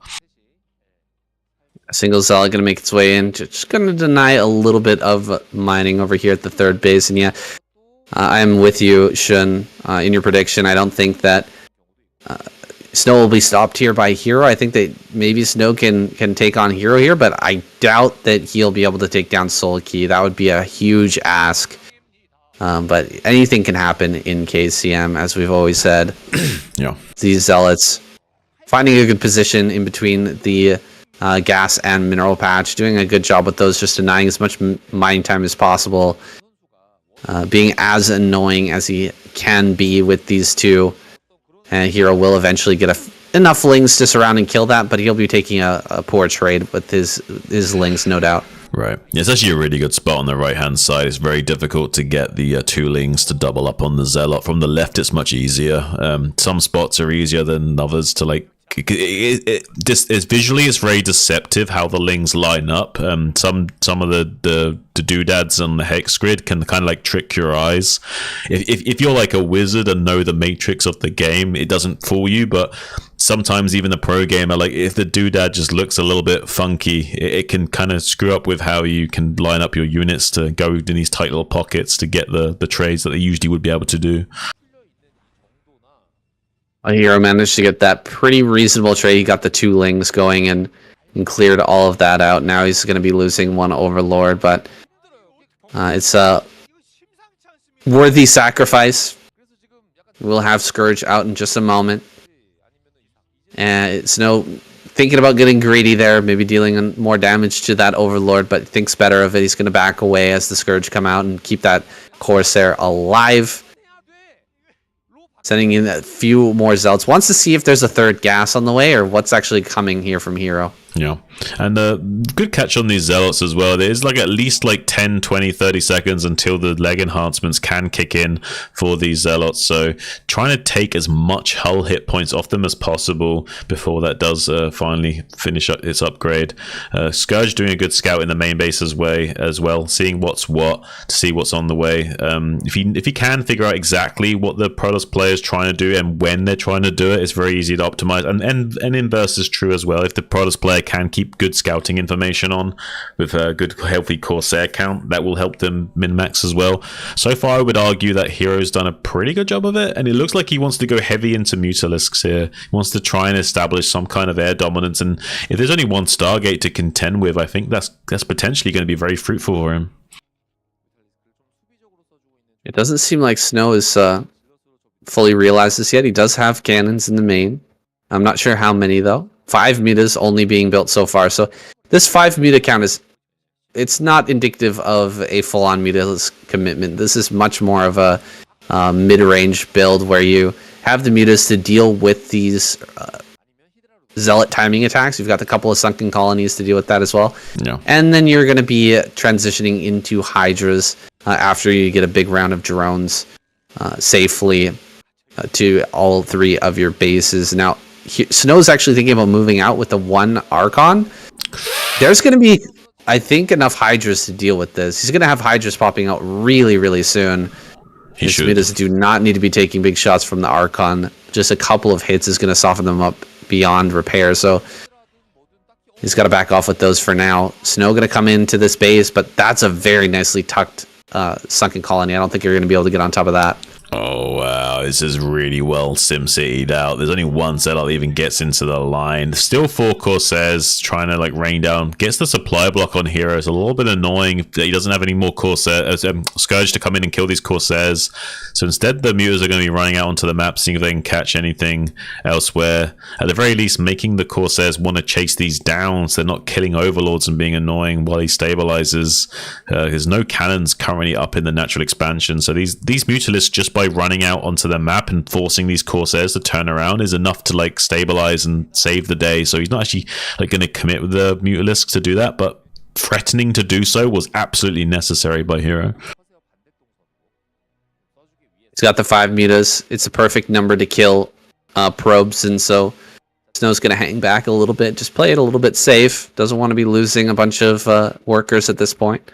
It's pretty clear that he can't get in there and deal any damage at this third. If he tries to do a counterattack, he's just going to lose everything. So he's going to try and dip in just slightly with the Zealots, try to force the engagement with them, and then go after the Overlords once again. Overlord speed is done, though, so it'll be a little harder. Diving in now with the mutas, 5 mutas. As we say, can one-shot, but he's looking for some Templar, some free Templar kills. As he flies through, he's not going to find anything, and he's just going to abandon the position now. Well, it's much weaker game state once the cannon and units are already established in the natural expansion. When there was nothing there defending, these 5 Mutalisks would have been much more of a threat. Now one of them's dead, and they're not really posing much of a risk to Snow anymore, so he's not going to be respecting that out on the map nearly as much, and will be putting the pressure on in other ways if he can get away with it. Looks like there's enough Hydralisks that have been produced that he's going to start to come out onto the map and skirmish with Snow, which I do like that. Even though he's supply blocked and being annoyed a little bit, he does need to come out here and see if he can contest this third base. There's not necessarily units in a bright position, and Scourge trying to get a pounce on these Corsairs, not quite able to find the connections. Archon's also going to be able to shut that out and act as point defense for those Corsairs. Beautiful shutdown on denying these Hydras the high ground space with the Zealots body blocking on both frontiers, and now the Archon coming in there, adding some range damage to that equation as well, forcing the turntail and run from Hero. Not too far behind in supply, 102 to 118 though, so all things considered, still a respectable game state for Hero to play from. Hero realizing he's not going to be able to get in there and deal killing blow to the third base. Will just go for his own 4th down here. Managing to snipe this Dark Templar is very nice, keeping that away from his 4th, and Not even revealing the fact that that's been taken. A lot more mutas are popping out. Hero feeling like there's a bit of a lack of Corsairs in the army. Even though there's 6 here ready to go ahead and gun those down. He's going to come across the map, try to utilize the mutas to snipe Templar and go for a kill on the third base. This is a crazy play from Hero. Dude, he's going to just go for it. Ooh. Trying to dive on top of these Corsairs. He actually pushes everything back. Well, now this is not what I was expecting out of him. Well, now these Zealots are unprotected, and he's going to intercept the Corsairs with the Hydras to at least pick one off. Well, I was hoping he would at least get 2 there.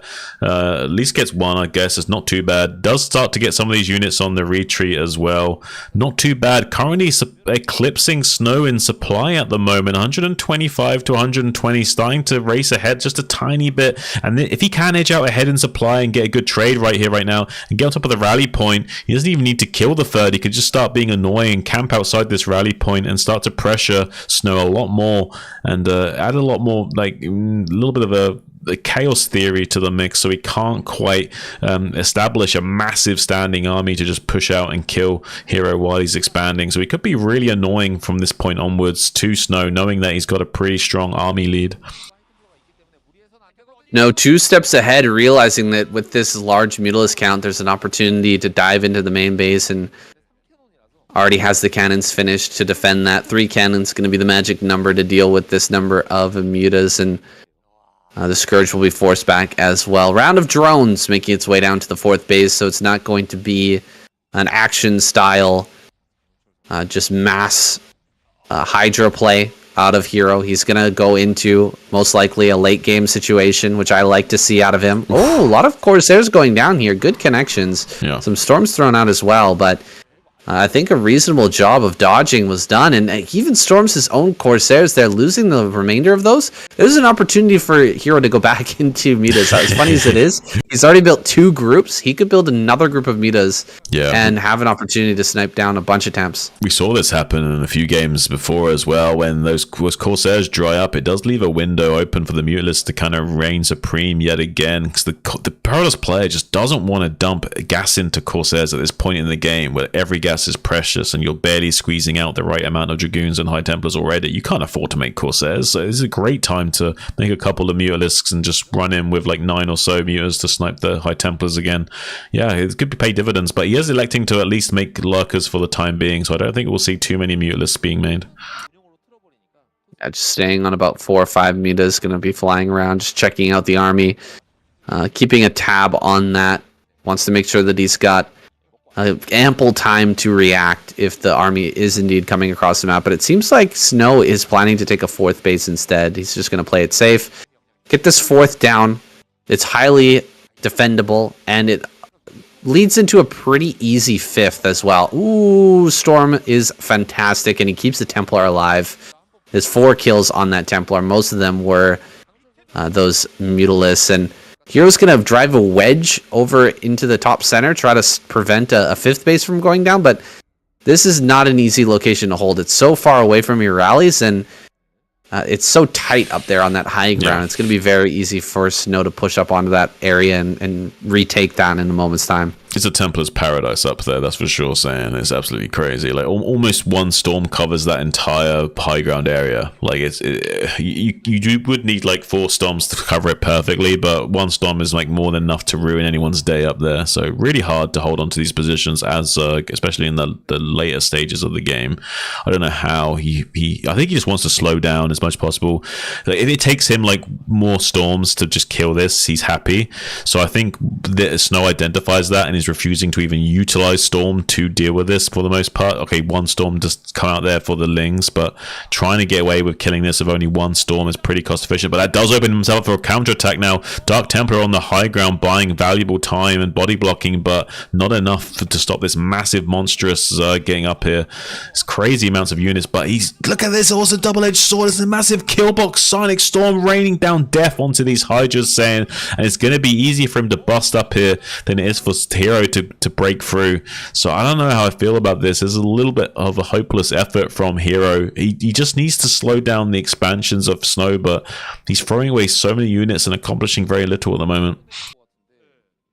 It's so tempting to run up onto that high ground and burrow a bunch of lurkers because you know how important high grounds can be and how difficult it is to break with the Protoss army. But that is just such a tiny little high ground on Pantheon. Yeah. That the storms can cover everything. And we saw some amazing efficiency out of Hero with those storms. Do we have drop? Potentially, that's a lot of overlords moving all together at the same time. Anytime I ever see that, I immediately assume drop. It seems like maybe not, though. He's going into Hive and getting into Crackling, and that's not usually when you're going to be affording drop.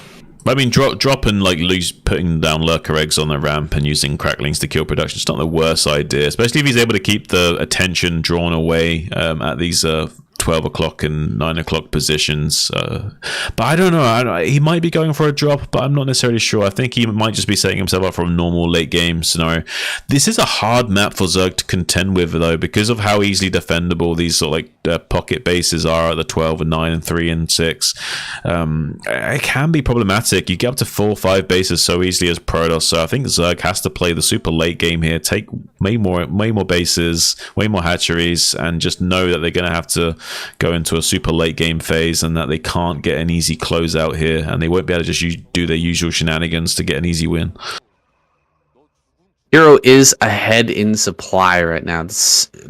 I mean, massive amounts of units over at this rally point. Some Defilers are popping out 17 minutes in. Those Defilers are going to have Plague soon. Yeah. And he can start to just chain those Plagues out. It's, like you said, likely going to be a situation where we need to have the rest of the map taken. Hero going to have to take over one of these main bases and hold it down with a bunch of lurkers and force Snow into bad trades. Diving on these bases and trying to break them open on 5 base is probably not going to be possible because, like you said, it's so defendable. Yeah. But, you know, with 5 bases as Protoss, that's like a 30-minute game, no matter how you slice it. Right. You just want to whittle him down with plagues and just know that you have to commit to the super late game, and you know you have to win by value alone. So you just relying purely on plague and whatnot. He doesn't actually get any plagues or anything off with these. Just one measly dark swarm for the 2 Defiler energy worth. So really, really rough start for Hero to kick things off with the trades. So far, so good for Snow pushing down into this threshold. As long as he doesn't lose the base in the bottom left, Hero won't be too unhappy, though. He just needs to hold on to these bases. He has got a lot of units moving into position to try and hold this T-junction, this cross-junction at this 6 o'clock position. There's so many storms coming out. There's going to be an absolute meat grinder. Drones are in retreat. No storms have been uttered in their direction to try and kill them, though. It looks like every single storm is standing on deck to fight the main battle army of Hero. Does get his units in to kill this hatchery. So now that Hero's lost this production, this could spell disaster. This is a 5 base Protoss, even though his natural's been mined out, raining down on him, and he's losing bases and unable to defend them. This could be disastrous for Hero if he can't even get down into the bottom left to defend that after he turns around. No is going to push over towards the mineral only, and he's in a dangerous position where he could be surrounded, but he's got his back to the high ground with Templar standing on top. This is a nasty position to try and push in, and Hero could end up bleeding a lot of units just trying to break that spot. You can see that, I mean, Snow's staying maxed out, and Hero is struggling to breach 160 supply. Coming around from the top side, he is doing his best, absolute best, to try and surround this army. He's finally seized the high ground, and he's got the links coming around from the back, so he will clean this up, but he traded a base for an army, and Snow's going to be able to make several more armies behind this. Yeah, it's really well played from Hero, but the fact remains is that he lost the base for this compensation, and it's not a price he can pay at this point in the game. He needs to replace that as soon as possible, get another hatchery or 2 up and running at some of these bases. He needs to get another gas online. The bottom left base does kind of compensate a little bit for the lost production, but it doesn't do enough to keep growing. He's got a Nidus in the pocket down here in the bottom left quadrant, so he can ferry over a lot of units quickly to defend against these counterattacks that are coming in right now. So he will stabilize, so he's not necessarily dead or anything, but he doesn't have enough spring in his step that he would like to contend with the Protoss just yet. It's going to still be a bit of a waiting game, stopping Snow from expanding anymore, slowly playing catch up, and then winning out slowly but surely on trades. It's going to take a long time from Hero though. Yeah, Hero needs to re-expand to bottom center. He needs to continue to explode into this bottom left as well. At the same time, not allow Snow to take the entire top left. Yeah. Or top right, excuse me. And that can be a really tough chore. Even if you hadn't lost this base down at 6 o'clock and you managed to, keep everything alive and healthy, it's hard to stop the Protoss player from holding that top right. But as it stands, Snow's going to be moving towards that position. He's got the Reavers out as well. His spirit animal.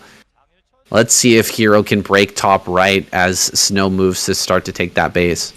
I mean, he plays like a machine, so it makes sense that his spirit animal is robotic, saying doing a really great job of like doing a lot with a little. But Snow is getting up into this pocket. It looks like he might just barely have enough up here. If he sends more of his units that are waiting not too far down south, he might be able to deny the base going up. Another big trade coming up in here. So many plagues are connecting, but it doesn't really matter. The Sonic Storms and units are raining down and doing their job enough that it doesn't seem like Hero is putting enough of a buffer against the army that's being sent his way. So it will look like this hatchery is going down yet again at the 6 o'clock, and that's just something else that his Hero has to worry with in a game state that's already really frustrating to deal with as a Zerg. He's got more problems stacking up upon more.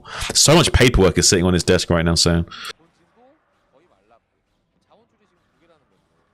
There's so much paperwork sitting on his desk, and his boss is screaming at him the entire time. He's got a lot of pressure at the moment. He's losing drones over at his mineral-only base, and these two Reavers on high ground lurking and just killing off a ton of reinforcing units. It's up to Hero to clear this army efficiently, but he's not doing a great job of it. And Snow's perfect composition is perfectly destroying everything that comes up this ramp. Finally, one of the Reavers will go down, but a great hot pickup there from Snow to keep that one plagued Reaver alive. He's going to be able to bail out and keep that for another time. Maybe put that down at another one of these bases, just keep it alive. He gets the other hatchery as well.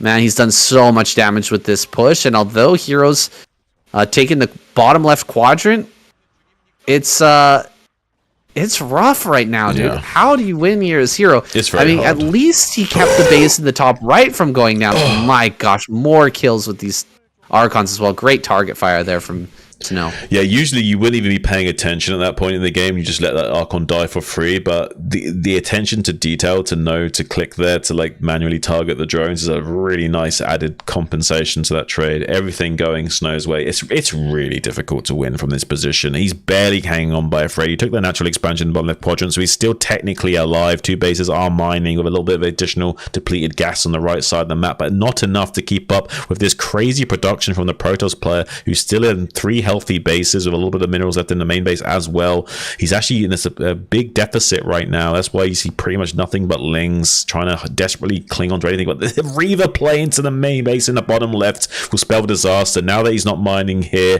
I can only see that it's going to be a GG timing coming soon, saying this can't be a sustainable, tenable position. My gosh, the micro. Did you guys see that? It's crazy. Bringing an Archon plus a Reaver. That I've never seen this type of composition with it's like Starcraft 2 or something. A drop like that. Using the Archon to deal with these. Oh my god, he got the hatchery too. Are you kidding me? Crazy. Oh man, he's stuck around just to get that last hit off with the Reaver to kill the hatchery. That was some style points for Snow. He's gonna get the clapper after this for sure, man. My gosh, that was sick. It impresses me when people are using clunky Broodwar units and making them look fluid, like it's like a modern game. You know what I mean? Like, it's just crazy to see that kind of thing. Like, really high level execution. It makes it look like it's a unit from like StarCraft 2 rather than StarCraft 1. Really impressive stuff. GG finally called by Hero, taps out, and now it's just one man waiting. The soul, the key to the victory for Snow in the coming phases. There's just one boss left in the dungeon, saying, can he slay him?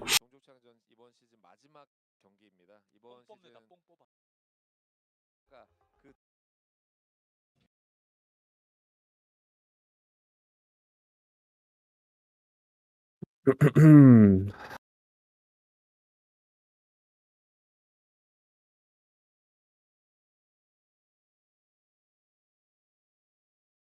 was sick.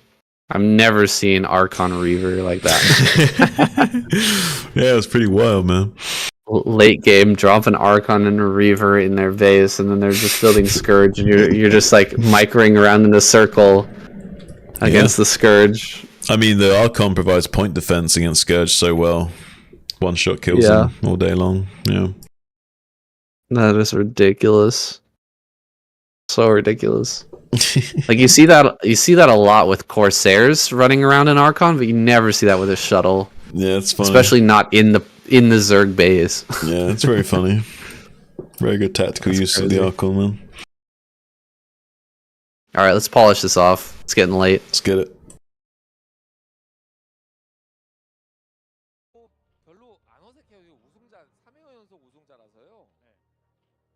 Here he is, the final boss at the lowest level of the deepest, darkest dungeon of Zerg. Soul Key, spawning in top right-hand corner. On Deja Vu, we've got Snow in the bottom right. Vertical spawns. Really impressive game from Snow. A really fun game, actually. With some very cool Reaver and Archon usage in that last one. Yeah, it was really fun using the tactical use of the Archon in the bottom left with the shuttle. Really, really good stuff. And Archons are such great point defense against Scourge as well. You can really do a lot with them. Usually you don't see that unless it's like a much more standard engagement with, like, say, Zealots, Tighthead Templars being supported by the Archon with the Corsairs in mass. So, yeah, really funny to see such a little tactical usage of that in the shuttle in the bottom left like that. Really funny game. Can he go all the way, though? It is Soul Key now. This guy's no joke. I mean, he doesn't necessarily need an introduction, but he's got 3 back-to-back titles, 3 in a row, and he's playing Zerg. I mean, this guy is an absolute bonjour. It cannot be overstated how good this guy is at this game. He's happy to play from behind. He's happy to be like, okay, when I say play from behind, I mean really behind. Like, he's happy to make sacrifices to just not die, because he knows that even if he is behind, he can still win. It's like he's operating on that level. He was operating on a different level, like a different wavelength in his victory over Snow in the SSL this season. It was crazy the way he was predicting his moves and pulling him apart way early on. Like, we saw him in, I think it was SSL season 2, or the second win of Sulky, the second time he won, playing against Snow. He went late almost every game and kind of ground down Snow in the late game. But this most recent season, he showed an understanding of PvZ that I don't think we've ever seen before. And yeah, I certainly do believe he's achieved that bonjour status. Now, will he be able to pull Snow apart like that? Are we going to see a nice long game? I'm hoping for the latter, Sean. I want to see a nice long game. I don't want to see anything too crazy where Sulky just dominates him here. I would love to see a close game where Snow actually has a good run for it. It's a big ask, though. Pretty good blocking. A little bit of delay on the hatchery timing, slowing that down by a few seconds. Nothing too crazy. Does lose the probe already, though. 2 Zerglings killing a scouting probe this early on without speed. It's really rough stuff already to have to soak up. And Snow's usually the guy that's starting on you with his micro. So imagine where things are if Snow's the guy that loses his probe that quickly to slow Zerglings. You can start to figure out exactly where these guys are in the pecking order. And it's not looking good for Snow. I think that was some fantastic play from Sulky, because he knows that with the way that Snow was controlling that probe at the third base, he's paying all of his attention to that probe. And then the moment that he stopped trying to block the hatchery, he knows he's got to go back and do some things at home. He's not going to be paying attention for a couple of seconds. He immediately dives on the probe and kills it. Yeah, it's beautiful stuff. This is so high level of what we're seeing out of Sulky. He knows the attention, where the attention needs to be from his opponent. He's expertly utilizing that to his advantage. So I can't say enough good things about Sulky, and we're gonna continue to kind of grope him here as the game goes on, I'm sure. Yeah, we're glazing him like a Krispy Kreme's donut right now. And to be fair, it's justified, right? He deserves it a little bit. This guy's an absolute monster. The way he figures out this game is crazy. He does to Snow what Snow does to Terran players. Like, Snow is good at figuring out the beats that a Terran player is trying to hit and to give him hiccups along the way when he doesn't want to have to deal with them. He knows all those, and he also knows how to perfectly go back and macro back at home while he's doing that. Sulky knows how to figure you out to disrupt what you're trying to do on top of that. So he seems to be like one level beyond everyone else's processing. So I don't know what he's operating on. Maybe they figured out some kind of like quantum computing and he's like operating on a different like operating system right now as these other pros. But yeah, he seems a little bit special at the moment. It's rare that players will catch fire or catch a lightning in a bottle for long enough to win an SSL, but to win 3 in a row, that is something incredibly special. That's Zerg. And yeah, it's scary to see a Zerg play at this high of a level. Snow is standing toe-to-toe with him thus far. He's holding his own, that's for sure, but things have just begun. We've only just past the early portions of this game, and the builds have been now revealed. I think both players are going to be feeling pretty confident that at this point, 4 Zealots making their way into the natural. It's a little bit scary with only 3 Lings present. We're going to see some drone control here. Can he keep everything alive? Can he make these Zealots dance? It's so pretty good so far. Great surround on that one Zealot. Getting rid of that immediately. Not enough Lings here to deal with the 3. And as Sunken Colony starts, he's going to go ahead and put some damage on that. Getting surrounded by the Lings. Pretty good pulling back here, though. Snow doing a fantastic job so far. Yeah, so far he's keeping enough gas pressed down there. Oh, the Zealot barely gets body blocked on the ramp. Couldn't quite get up there. So now that he's picked off, this is a really dicey situation from Snow. The Zealot on the left gets isolated. Perfect split off of Lings. 4 and 3. 4 onto the right, 3 onto the left. Knows the exact calculation of how to kill those 2 Zealots as quickly as possible. Perfect calculation from Sulky. Like, this is what I love about this guy. He's like got everything so dialed in while he's now also coming into the main base with the Scourge, scouting and double checking. He might even come back with these Scourge at another time to double check and make sure there's not been a tech switch or something. He does usually double scout and triple check just to make sure everything dots all of his I's, crosses all of his T's when he needs to. Mulius finally out, going to be doing a cleanup on L5 as well, these defenseless Zealots. So everything looking pretty good for Sulky here. I've seen the Mulius transition. Knows how many have been produced. He's even going to get up into the main base and get a full scout in the end. A pretty reasonable for Snow, of course, spotting just pure drones coming out. He's going to send another Zealot over towards that third base. We'll see no third gas just yet, and sees mass drone popping. So, I mean, he's got a very good read on what's actually coming for Sulky. He sees the Hydra Den over here at the third base as well. Delays a little bit of mining time.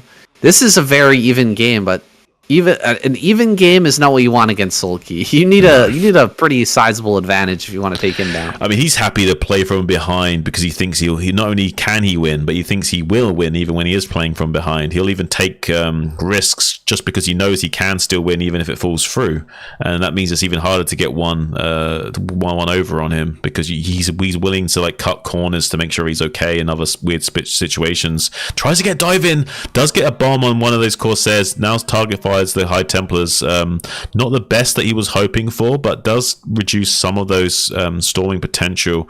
He wants to come in there and put a little bit of pressure onto the front. There is a Dark Templar without an Overlord 2 nearby to deal with this, so we'll be buying some precious time with this Dark Templar. Yeah, pushing everything back there. Won't be forced to make a huge amount of cannons at the front, and Sulky not committing too hard to that Hydralisk push either. Just having a few out on the map, ready to take some advantage of Snow if he made a mistake there. He is not making any mistakes so far.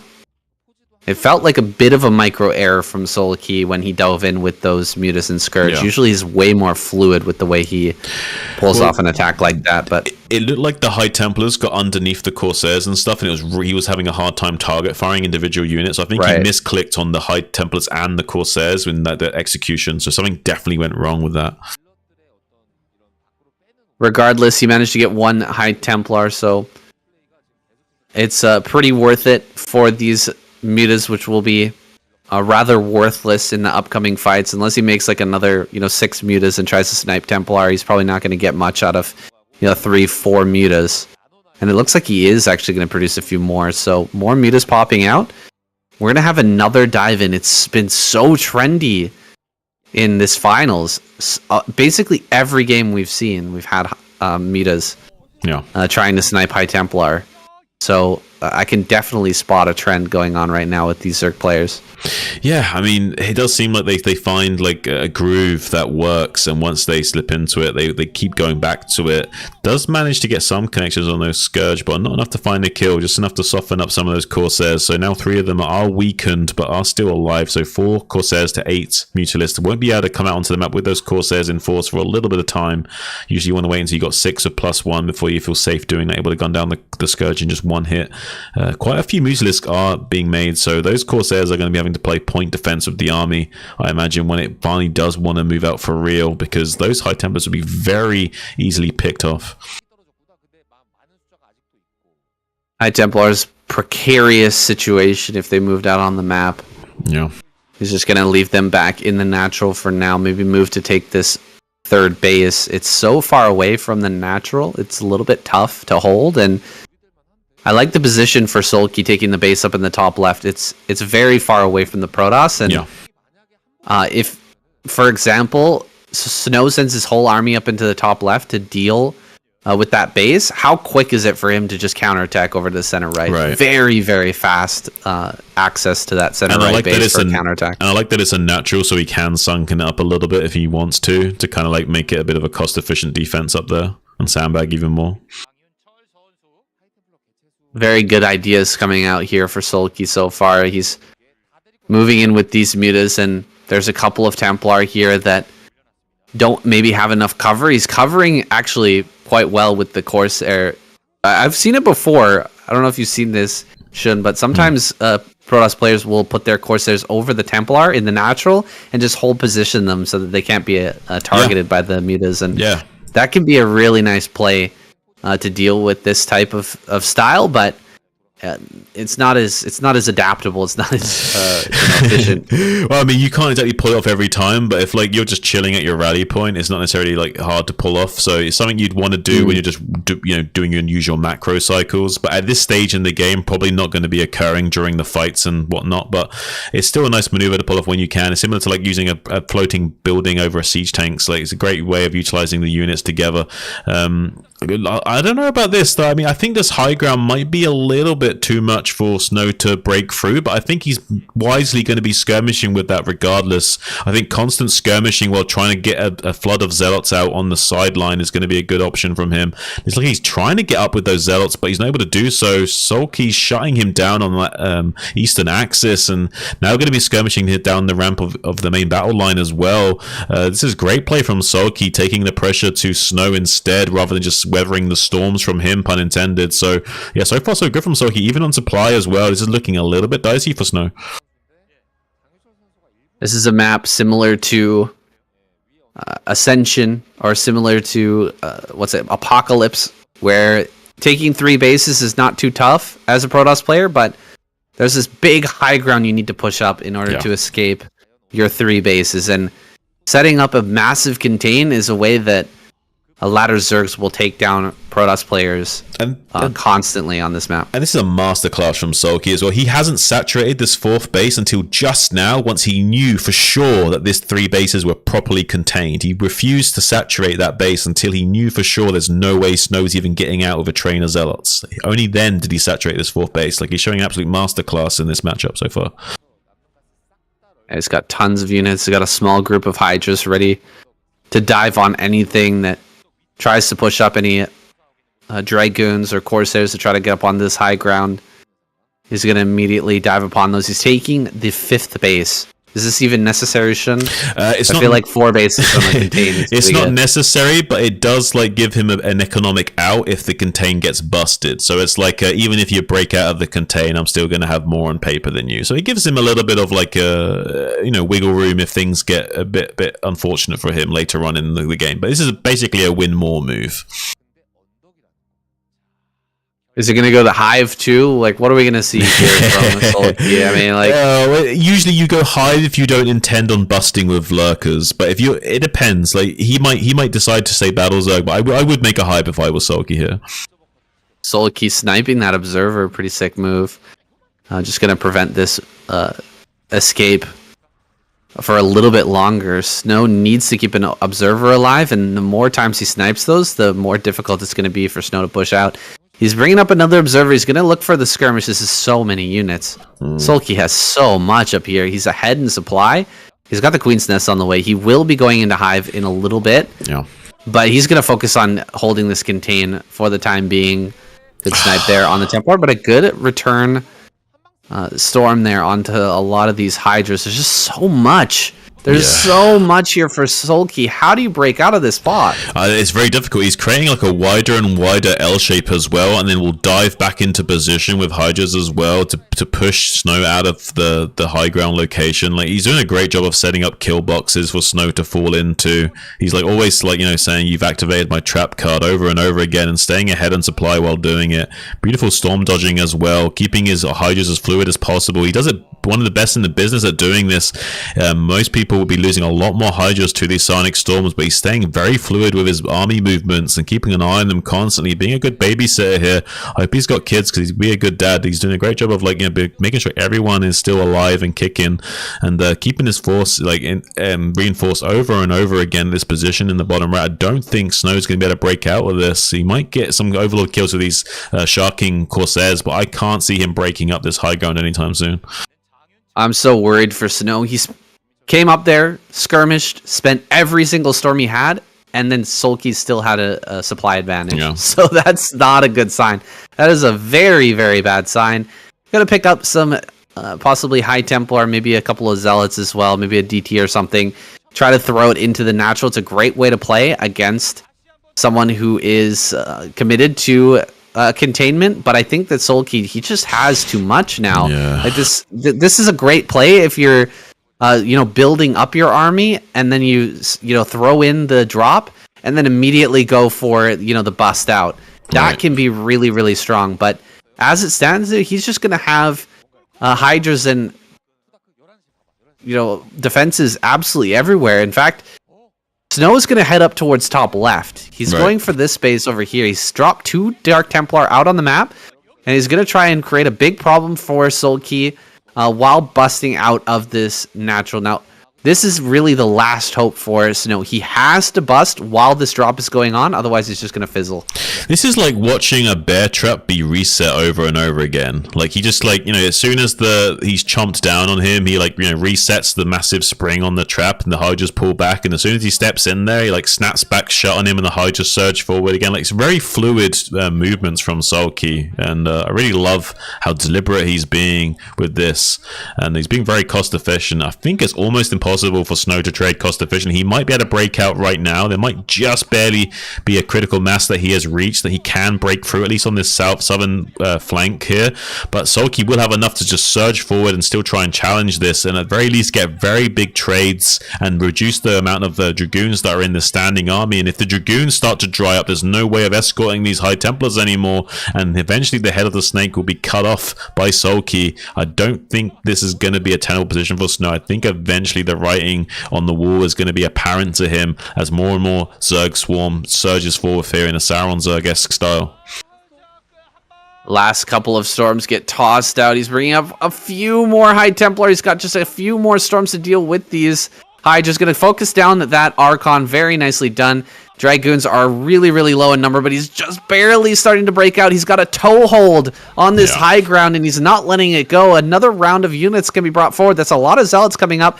but more Hydras are coming across the map. He's got to bring everything to bear and stop Sulky from holding this high ground for a little bit longer. This might just barely be enough stuff, but he loses the Observer. The Observer goes down. The Observer was so clutch, is so key in this fight. He's got one more Lurker that he's going to cast the Storm, but he can't kill that Lurker, and he's just barely going to hold on to this high ground, but he can't really control this area. Right, he's got one more mining base. He's mined out in his main and natural. Sulky, meanwhile, going to be happily churning away on like 5 bases of economy for a while longer until this main and natural dries up, which will be a few minutes delayed than the Perilous player due to saturation. This is really clutch from Sulky.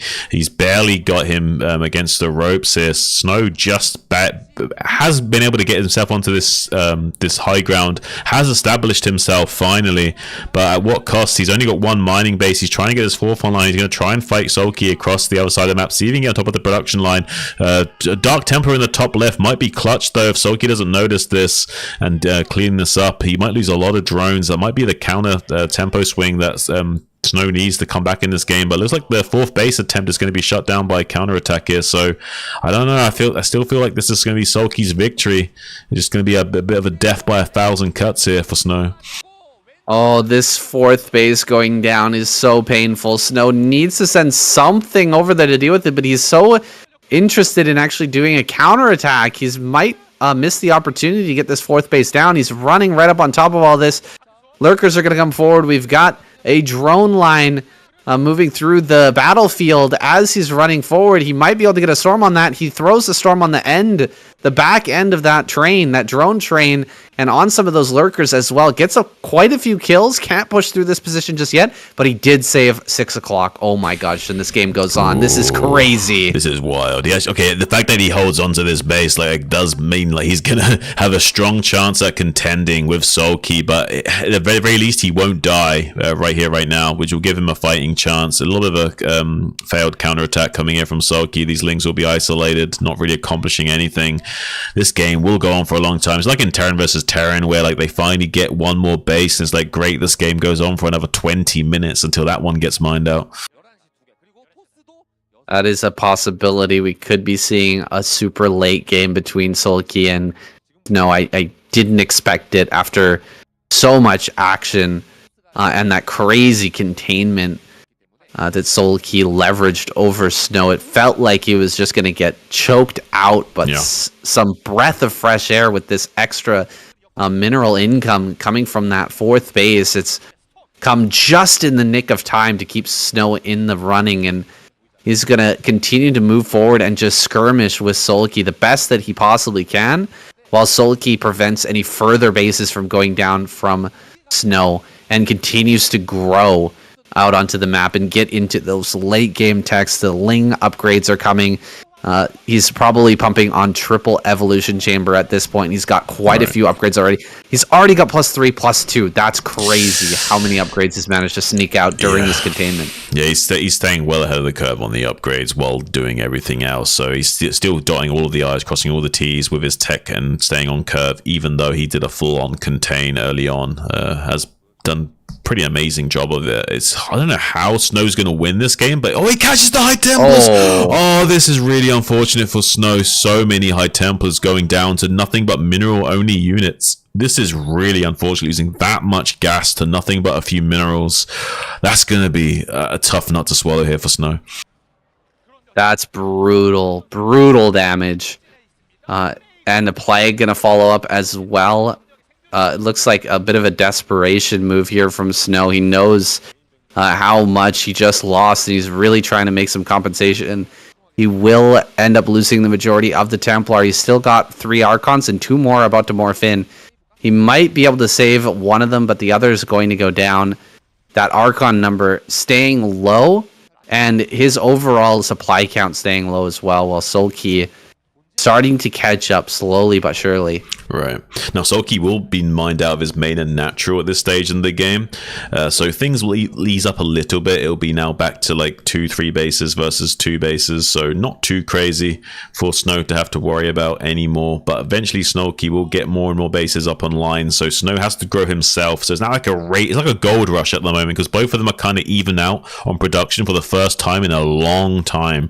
And now Snow has a tiny bit of wind in his sails to surge forward and see if he can, like, buy enough pickaxes to get into the gold mines before Sulky can, and see if he can cash out and win the race here in the gold rush. It is possible, but the plagues will grind him down to a nub very potentially here. So I'm not too sure if he will still win, but this is a great opportunity for Snow to come back in this game.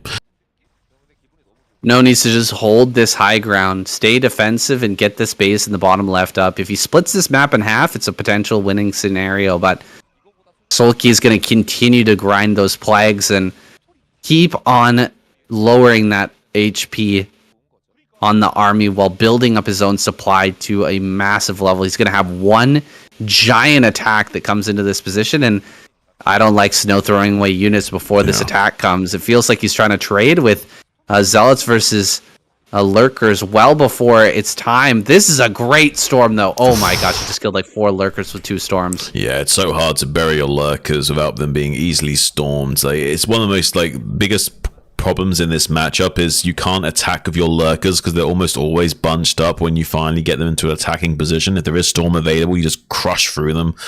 Yeah, we saw that unfortunately there again for Sulky, not able to break through on some of these attempts, but does need to just keep grinding down the plagues though. Just need to keep this army on low HP.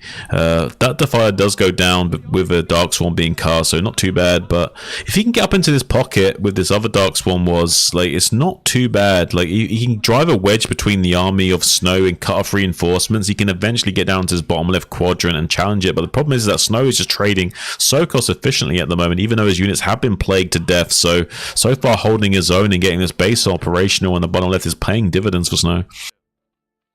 Snow hasn't been able to transition into his late game tech. The Reavers haven't come out just yet, and these plagues are continuing to be thrown down. Sulky is getting closer and closer with the Dark Swarms as well.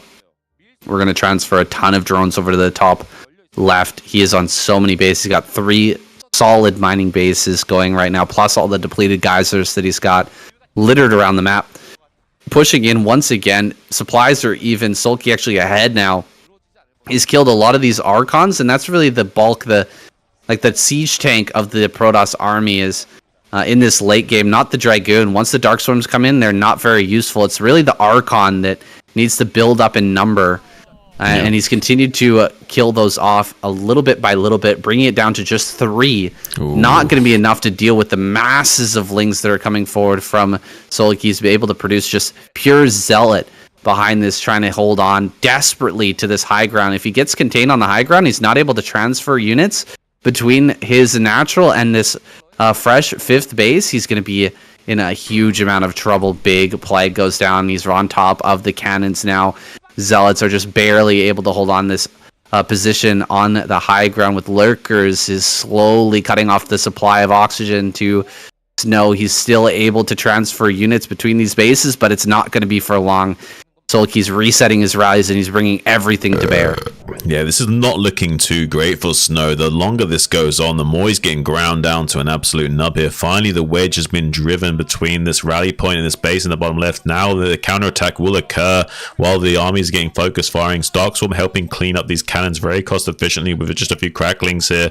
Very difficult for Snow to establish a defense once he's been broken like this. So not able to trade nearly as cost efficiently as before. Finally plummeting to sub 100 supply.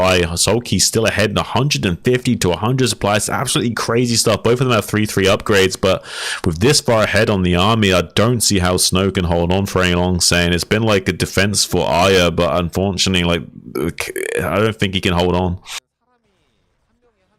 He's done a great job of holding. I mean, breaking out was something special, but GG is called. Snow taps out, and Zerg wins the 4th season of KCM 2024 champions. Oof. In the very final game, the last level of the dungeon, the boss remains undefeated. Sulky clutches it out for the Zerg race.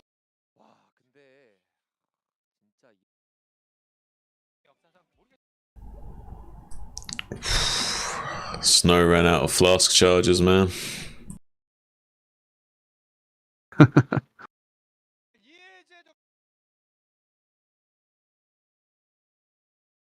All right, quick wrap up, and then I got to get this out as soon as possible. No worries. Pretty late. I have a few tidbits to say. Okay, let's go.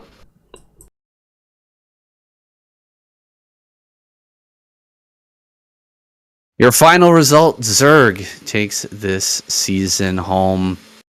I mean, well deserved. They went first place in the regular season and made it look. I mean, it was close. It was close, but convincing at the end. They were doing very well.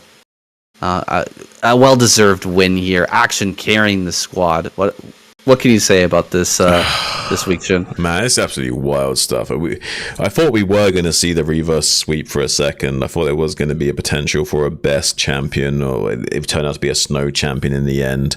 But yeah, at first I was a little bit worried about the all kill from Action. It would have been really exciting to watch, but also very a little bit anticlimactic if it was driven out that quickly of a victory. But instead, we saw the adventure of Snow delve deeply into these dungeons, use up too many of his flask charges, and didn't have enough healing in that boss fight at the end, unfortunately. And so I'm not too surprised by the result, but it was really exciting to watch. He almost managed to pull it off there in the end, getting that split map position against Sulky. Really exciting stuff, this finale of KCM. We always got great script writers behind the scenes, giving us the absolute most interesting, expectation subverting results we could imagine. Yeah, we really do live in the best timeline here in KCM. It's been an amazing year of casting with you, Shun. A lot of fun times, so many good seasons, so many good weeks. Looking back, 2024 has been an awesome season for Starcraft. Absolutely, Sam. Couldn't hope for more, and I'm looking forward to another year of you soon, guys. We got we're going to be starting off with KCM Season 1, 2025 real soon. Absolutely, and it's a completely new world with Flashback in the mix. I don't know if he's going to be able to get into KCM. I don't know if KCM is going to forgive him or they're going to forgive each other. Maybe they can hug it out. Might take a year. I hope or two. that will happen. Maybe it's going to take some time, but yeah, I hope we'll see him in the KCM real soon. And like I said, it's a completely new world. 2025 is going to be as much or better than this season. That's what I believe, Shun. It seems to be on that trend. Every season's been getting more and more exciting recently, and with new dominance in the hierarchy of this established Broodwar of Sulky now, and like you say, with Flash coming back into the scene, a lot of shake up to the meta will transpire, and people will be honing their skills even more, and a lot of people are hungry for it. There's certain up and coming guys like Speed that are just hungry to establish themselves, and they've done a great job of doing so. They're much more modern styles, and they play out of their minds. So who knows what's going to happen on next season?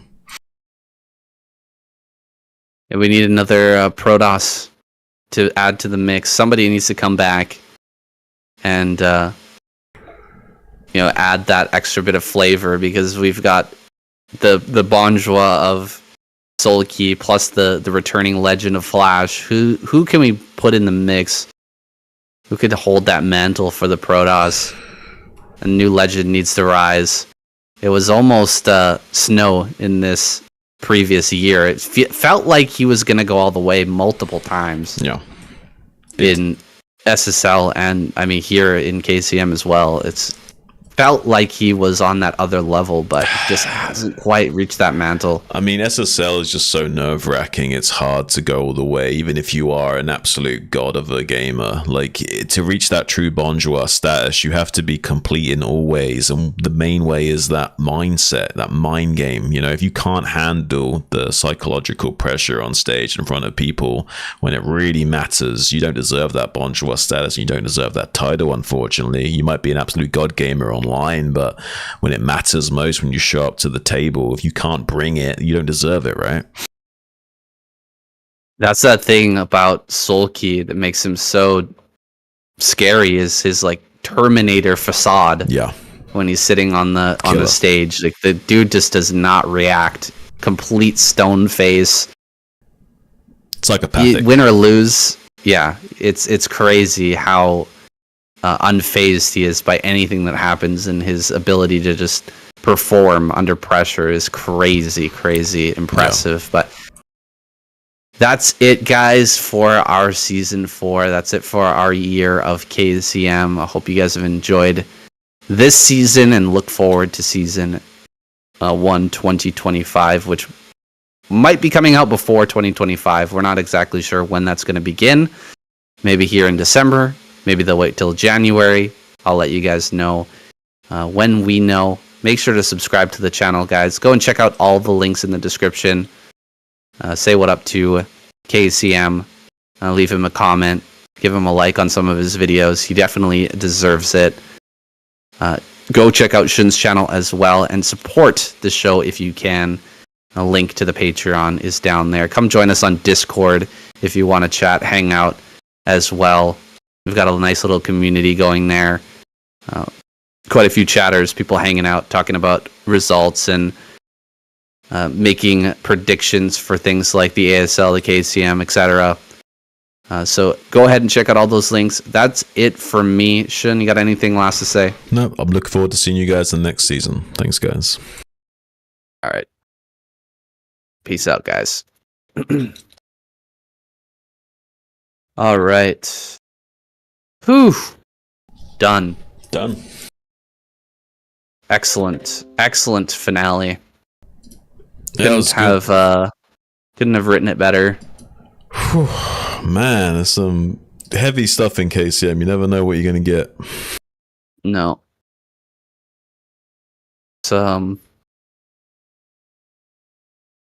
It's really exciting when it goes to the end in the finals. And I think people are going to love that. They're going to love that ending. That was crazy. I mean, the only thing that would have been more hype is if Snow somehow found a way to beat Solgi. Yeah. It was a good comeback, though. He made it look close, you know what I mean? Like, yeah, he did make it look very close. Breaking out? Yeah. Ooh, that fourth person line. I mean, game suddenly is like on. Then the onus is on Sulky to do something. Then he's playing a defending game again. He's happy. So I mean, honestly, like that was about as close as you could get with Zerg still winning. You know what I mean? Yeah. True. I mean, we could have seen split map and all that stuff, but Sulky doesn't want to allow that to happen. No, he's not. But he might let things get a little bit close, but he doesn't want to walk that close to the edge. Well, I don't think he can. I think if you literally let it get properly split map, I think he just eventually loses. I don't think unless there's major blunders from Snow, I don't think that he can actually win if he does manage to get a full split map. Yeah, it was definitely the last opportunity for him to get a clean win. If you get full split map, it's so dirty. Like you got to do some like wacky drop or like queen play or something. It's got to be something messy, really like Mass weird. Guardian or something. Like you have to do something really funky. Maybe like you go in and kill their main base, you break their main and kill all their buildings, and then like while they're rebuilding everything, you get in there and finish them off. It's tough. There's a lot of gamble that's going on there usually if you're doing that sort of stuff. Yeah. And Sulky's not usually that kind of guy. That gets funky, yeah. Sulky's not really a gambler. Like he does build orders that he knows he's okay no matter what, and even if he is behind, he can still win from that position. Would have been ultra hype, but it was still a very, very good finals. Oh man! All right, man. Send me over that Audacity so I can get this done. I need to go to bed soon. It's rendering though, so it takes me a while to render. Okay. It's like 3 hours and 30 long, so it's got like a 8-minute render time. Sounds good. As long as you've got it on the way. Oh yeah, no, it's rendering. Happy. It's been rendering. It's been rendering for about a minute or so. Sounds good. Oh man. I like the Jurassic Park reference of the leaning on him to not allow him to shift up to the higher gear because he's so scared of what he's being chased by. You know what I mean? that was pretty good. Yeah, I like that one came to me in the moment. Oh man, Because usually I'm not thinking about those references. Usually it'll just suddenly like click in my head. That's what I should say, something like that in that moment. Like it makes sense, and I should say it. I don't usually have the chance to plan for it. Right.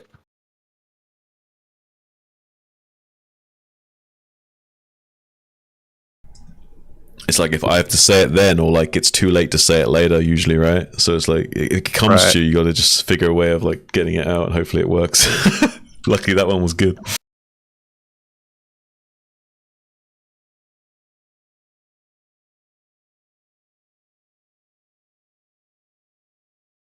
What time is it there for you now? It's about 11. 11. Okay. Well, it never usually runs this long, so Yeah, it's a pretty long day. it's expected for the finals to run a little bit longer, I guess. I guess so, yeah.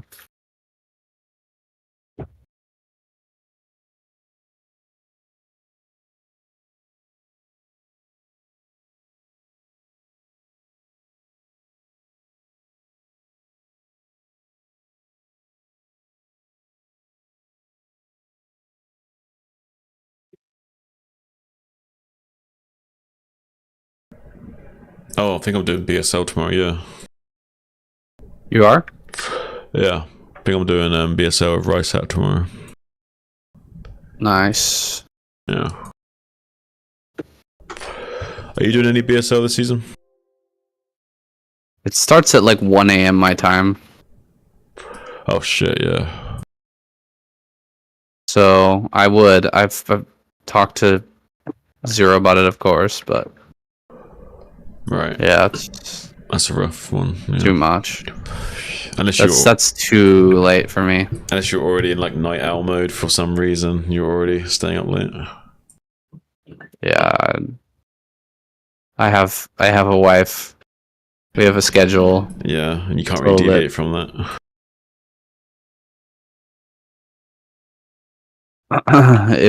If I do, it makes things pretty uncomfortable.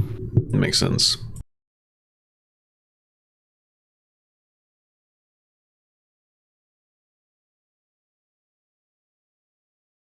Wouldn't be too bad maybe to do it one time, but Yeah. then what's the point? You know what I mean? Just Yeah. do one episode of BSL and that's it I mean, for the whole season. I could think of an argument to say that because it does, reach people that don't know who you are, and they get made aware of you if they weren't already, and maybe drift over to your channel as a result. Maybe. Maybe not a lot, but you might get like a few dozen regular viewers out of it, or regular subs out of it, or something. It's a possibility. But you probably Alright, shouldn't do it necessarily. You shouldn't mess up your schedule too much for it. It's not necessarily worth it. Yeah. If he asked me to maybe do like the finals or something like that, maybe I would jump in, but I don't know. No. It's just a random week of BSL. It's gonna be. It's pretty hard for me to reset. I have a really hard time resetting my schedule if I do like late nights. I actually accidentally, because when I was sick, I missed a full night of sleep. Yeah. I just couldn't sleep for one night, and then like it totally wonked my schedule, and I ended up staying up till like 3, 4 a.m. multiple nights in a row and sleeping till like noon. Right. And one day I fell asleep and I woke up at 2 p.m. and I was like, oh my god, that's insane. Yeah, it was like I slept from like 2 a.m. till 2 p.m. It was really weird.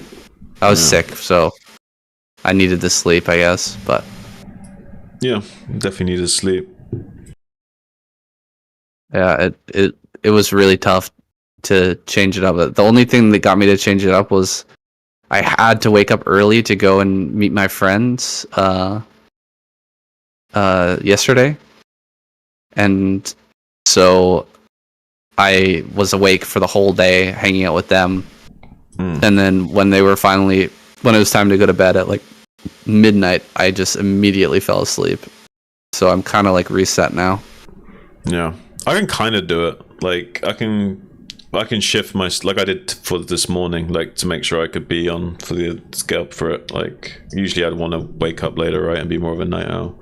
But it's not too big a deal. I don't get like a sense of jet lag or whatever when I do it. You know what I mean? It doesn't fuck me up too much. And it's pretty flexible. I can keep shifting it. Like I can keep shifting it forward or keep shifting it back or whatever. Like, I guess I've developed. I don't think I'm necessarily good at doing it. I'm just good at tolerating it because I've done it a lot in the past. Do you know what I mean? Like from my college years. Weed helps. Weed helps too. Probably, yeah. I don't have access to those chemicals. Do you have that? Is it done? Audacity? I just finished editing. Let me have a look. No, it's still got like 30 seconds left. It's still going. Okay. Yeah, it takes a while.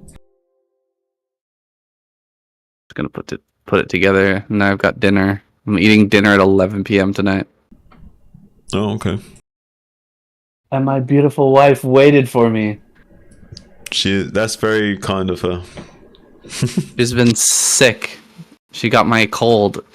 It's crazy. 11 days after I got sick, she got sick. Oh wow! So she like held out for a while, and then like she had a sleeper, and it crept up on her. Yeah, she held out for basically the whole time, and then got sick right after I got better. Oh man, it's weird. That's rough. It's rough. How's she coping right now? Is she right? She's doing okay.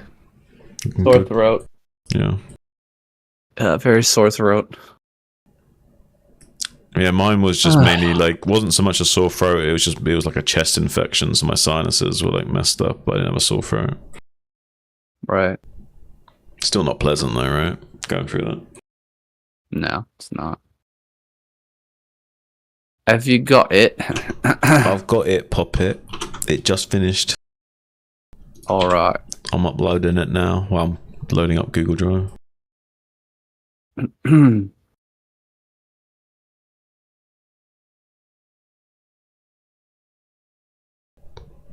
Uploading. Uploading in progress. Less than a minute left. It's done in 2 seconds.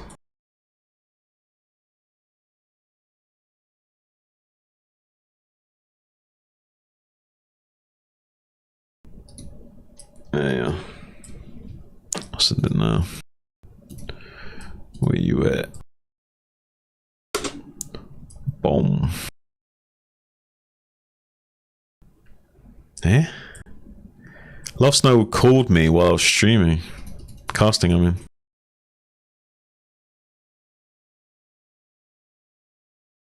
He called me like, what, 8 hours ago? Something like that? Yeah. He does this thing where he like doesn't talk to you for ages and then just randomly call you out of the blue and expect you to pick up.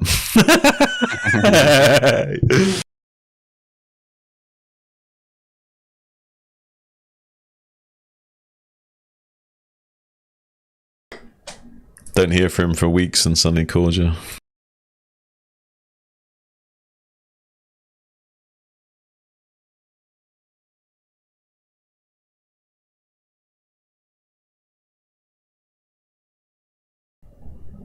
I don't think he likes to sleep alone. Yeah, he wants you to I think stay up and chat with him. I don't, it's none of my business, but I mean, my theory would be that it's something to do with like it's not like a making fun of him thing. I think a lot of people like that. I think a lot of people need some kind of like sense of companionship. It doesn't necessarily have to be someone in the room with you. Some people it's like literally like listening to a song or listening to a podcast while they're going to sleep. That can give you enough a sense of not being alone. Do you know what I mean? I think that's what it is. I think it's like a sense of not wanting to be alone, and I think he's so used to that because he streams and like falls asleep on stream all the time, right? So I'm not so either either he's used to doing that from the stream, so now that becomes his norm, or he's doing that on the stream because that was already his norm, if that makes sense. One of them seems to be likely to be true. So following that logic, I would say that he has a need to want to talk to people, or want to have a sense of not being alone at night. Yeah.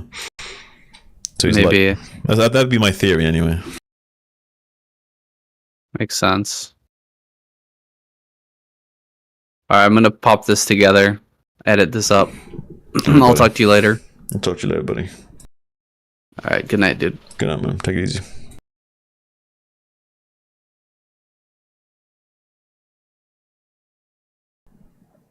Alright, peace stream.